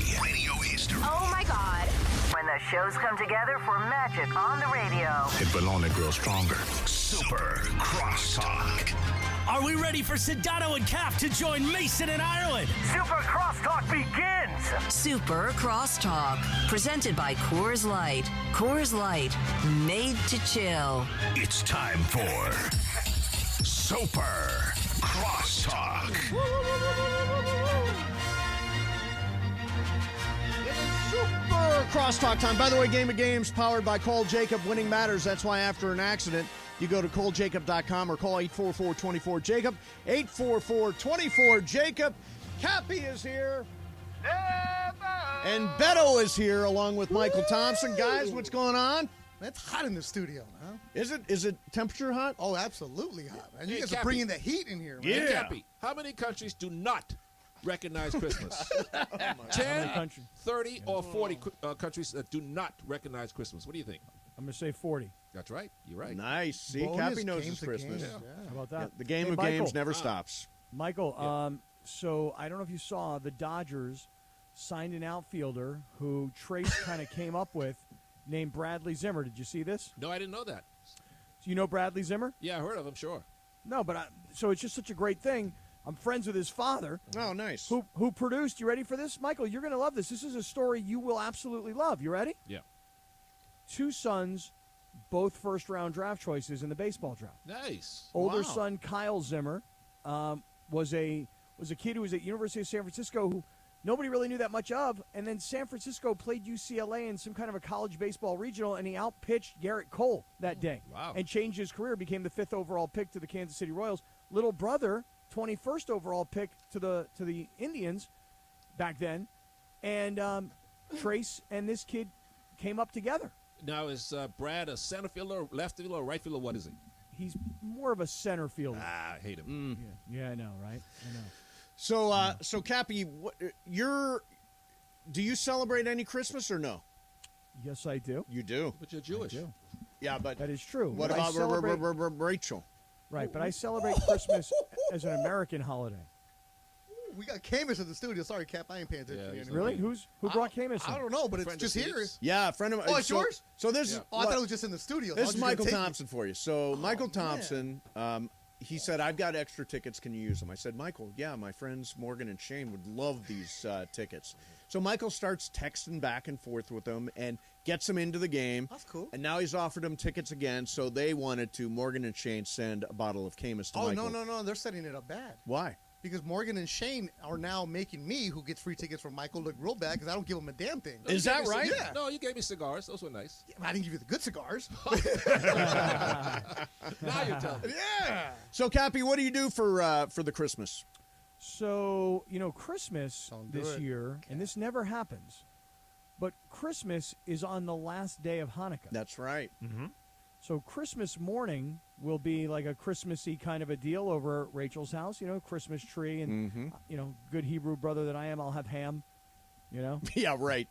And then later in the day, I'll light the candles and have some latkes and finish off Hanukkah Very on the nice. same day. It Very never nice. happens like this, Mace. That's awesome. And are the kids home? All kids are That home. was our show yesterday. Well, there's going to be Yep. more today. Well, because I'm freaking out, Mace. I'm Oh, freaking yeah? out because I'm taking all 4 of my kids, who are now like young adults, 22, 20, 19, and 16, Right. all going to Disneyland tomorrow. Wow. Exactly. Whoa. That's now is Disneyland. And I'm laying out of it. I'm laying out of this. Wait, go ahead, Cappy. Continue. Is that a big day for Disneyland? Is it really crowded on? Yeah. What do you think? Yeah, I guess so. Christmas Everybody's off holiday school. at Disneyland is terrible. Do Yeah. they get special passes to jump to the front of the line, Cap? Nope. Haven't really gotten those yet, Michael. Need He's those. taking 8 people, and it's a blended. Rachel's family, his family, all the kids Oh. together. Wow. And they're in their 20s. There's one teenager, right? And I told Cappy yesterday, they don't want to hang out with you. Cappy thinks they're all going to go together and get in the line together all day long, kumbaya, all that other stuff. I'm like, no, it's going to be just you and Rachel. Everybody's going to scatter. If you're 21, you really want to hang out with your dad? Well, I mean, it's Christmas, and you want to do All day long? You want to make Dad happy, don't Okay, you? Want to all make right. Dad happy. Now, if your dad is Kaplan, do you want to hang out with him all day long? Am I the only one that really loves Scott Kaplan? If you were his kid, you also don't see him, and you Correct. don't deal with him. Correct. It's true. I don't. They'll I circle don't. back around when they need some money. But I'm a big. That's I'm a what I big. told them. I'm That's a the truth. big Kaplan fan. I'm a big Kaplan Okay, guy. but no, okay. Goes both We ways. all love Kaplan. He's great. He's great. If he was your dad and you're with him at Disneyland and you got to be in line for 2 hours and a half for Pirates of the Caribbean, No way how I'm many waiting in that Cappy line jokes are you going to hear? Yeah, that's No way. really rough. I'm not waiting in that line for 2.5 You're hours. not? Every line is 2.5 hours, Cappy. No. I'm going to the single person line.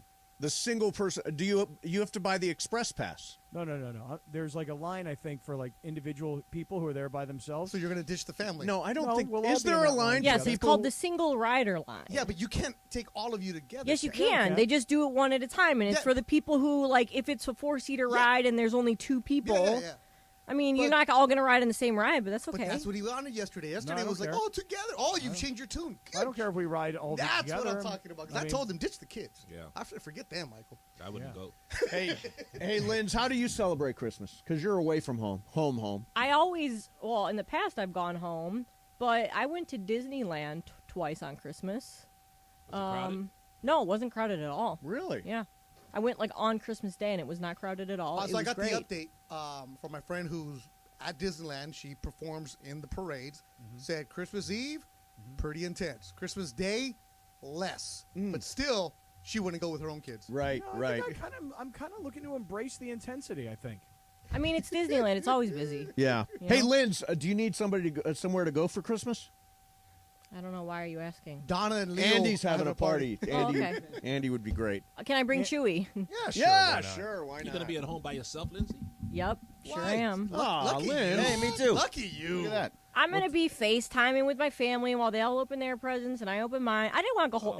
It's negative 8 degrees in Cleveland today. Did they get hit by no, the blizzard thank you. there? The whole Yeah. country's getting hit. Yeah. Yeah. Sad. You're gonna be all alone, It's not sad, No. Michael. drinking a Michael. bottle of whiskey. Trust me, I would prefer to be.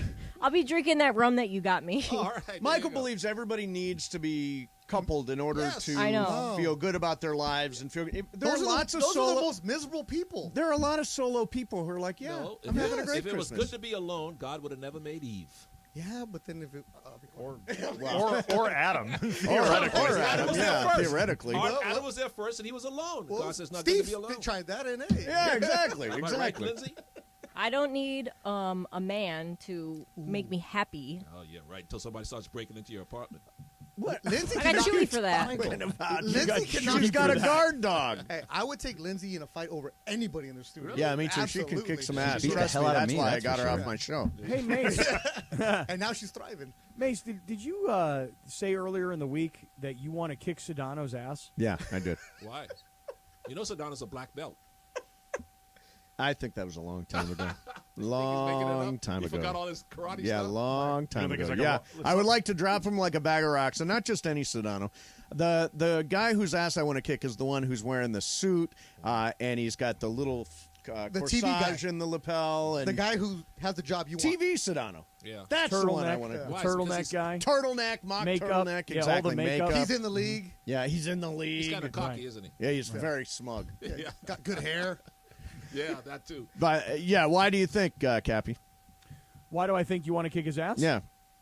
I mean, I don't really know why. I mean, let me rephrase that. Of course I know why. I mean, same reason most of us want to kick his ass. Yes. You know, it's like what Michael said. He's pretty smug, huh? Yeah. I'm doing it for everybody. I'm doing it for everybody here. And you're not going to land one shot. Yeah. He thinks he's the Cuban Pat Riley. He knows, he knows Pat Riley. He does. Oh, yeah, he knows Pat. He will tell you. Yeah. He'll tell you. I was with LeBron. So I've been told. Yeah. Yeah, that's what I hear. Does he also amazing. think he's the Cuban Chuck Norris? Yeah, he probably does. Yeah. Yeah, of course. Cappy, he actually trained, and he's talked about in high school. He was that guy. When you talk that much, you got to know how to back it up. I guess you do. I guess you do. And especially in the neighborhood he grew up in Miami. That's man. right. He's Which got neighborhood good he grew Is it like, I mean, was he Liberty City? No, but Close by. he said he took me where he grew up. It looks like a neighborhood. Liberty where City adjacent. Yeah. It's Close enough. it's not the West Side. We'll put it Okay. that way. Yeah. It's not Corona Del Yeah. Mar like John Ireland. Yeah, like John Ireland, exactly. So Cappy, Yeah. today's show was a little loose around here. Are Yeah, I you heard. are you anticipating the same sort of? I am. I mean, listen. We're airing I- the grievances today. put it this way. Festivus. I'm not even on the show today. You know, like it's Beto, and I'll just like if Beto needs me for a minute or something, just So let is me know. wait a minute, is Beto going to lead? It's just Beto today. It's just all Beto all the time. Perfect. Beto in the About afternoons. Beto Vision. Hey, let me tell you this. Don't give me an opportunity. You let me back in the door this year. Yep. I just signed a contract, so I'm ready to go. Did you sign a contract? I mean, not one that ESPN's going to approve, but I signed a contract. Oh, nice. Yeah, Good. we're going to be here. Beto has fit right in this year. Beto has emerged as one of our top flight filling guys. Because I don't leave. So when can we get a black guy on? Michael, what? We got, Well, we got the Jews. We got the. I could easily Anglos, say, I don't know, we got the Michael, you tell Latinos. us, but Yeah, Michael, you're here. yeah, but he ain't. Kirk was on the morning show. Clinton comes in all the time. DeMarco fills in all the And- time. Oh yeah, us yes. And We Michael, wanna move Michael's in. also Corona Del Mar, so Yeah. you know, he's rich. Why do you go there? They won't let us in the neighborhood. They Why won't do let you us go in. there? Us? Your neighborhood? I'm not allowed in your neighborhood. What are you talking about? Your neighborhood. That's right. I like how you posted. That's right. Have you seen Sucker. Michael's new house? I have not been invited. No, of course not. But he posted a picture of his view from his the sunset. The Big sunset with a view. He's right on the cliff of Corona Del Mar, Oh, right? The putting Michael. green and everything else. Dana Point. Your house has a putting green? Well, I mean, it's just a mat. It's What's a the putting big green. deal? It's a on the putting cliff. green. Yeah. Yeah. So when you say us, there is no us. There's Michael Thompson Rich. Yeah. There's then John Ireland below you. I live on a public street. I don't live in private like Ireland. Yeah. When we get off the freeway, it's don't go that way. you got we need a a pool? sticker. That's not true. Like you told me, your truck don't have a sticker. You can't come here. You got a pool, Michael? That's not true. I got Indians. I got Latinos. I got Jewish people. I got French. Do you just segregate people like that all the time? Are you conducting a census in your neighborhood or something? Do you only see race, Michael? No, yes, I see cultures. Cultures. I embrace cultures. And how many of those people do you know? About 3 of them. Yeah, there you go. But I embrace cultures. Yeah. Well, it is nice to be able to drive around your neighborhood, though, and go black people, Indian people, Yeah, Jewish sure. people, Right. gay people. It is Like, you nice. just tell your friends, like, look at what a diverse neighborhood I live in. That's you know? right, Cap. Just You a told me. wide, diverse Yeah. amount of rich people. And when Yes, no, all rich. But so what? Everybody from every race can be rich. Ask Oprah. No, it's 100% true. Ask That's Oprah right. what? Ask Jeff Bezos. Your boys. No, Jeff Bezos Because will, he's bald. Because he's bald. One Jeff of your- Bezos will tell you I am not one of his boys if I ever call for anything. All right. Beto, what your Christmas, you have tamales? Yeah, we just had 8 of them in the back right now. You know what's weird? What? You walk in here with a container of tamales. Yeah.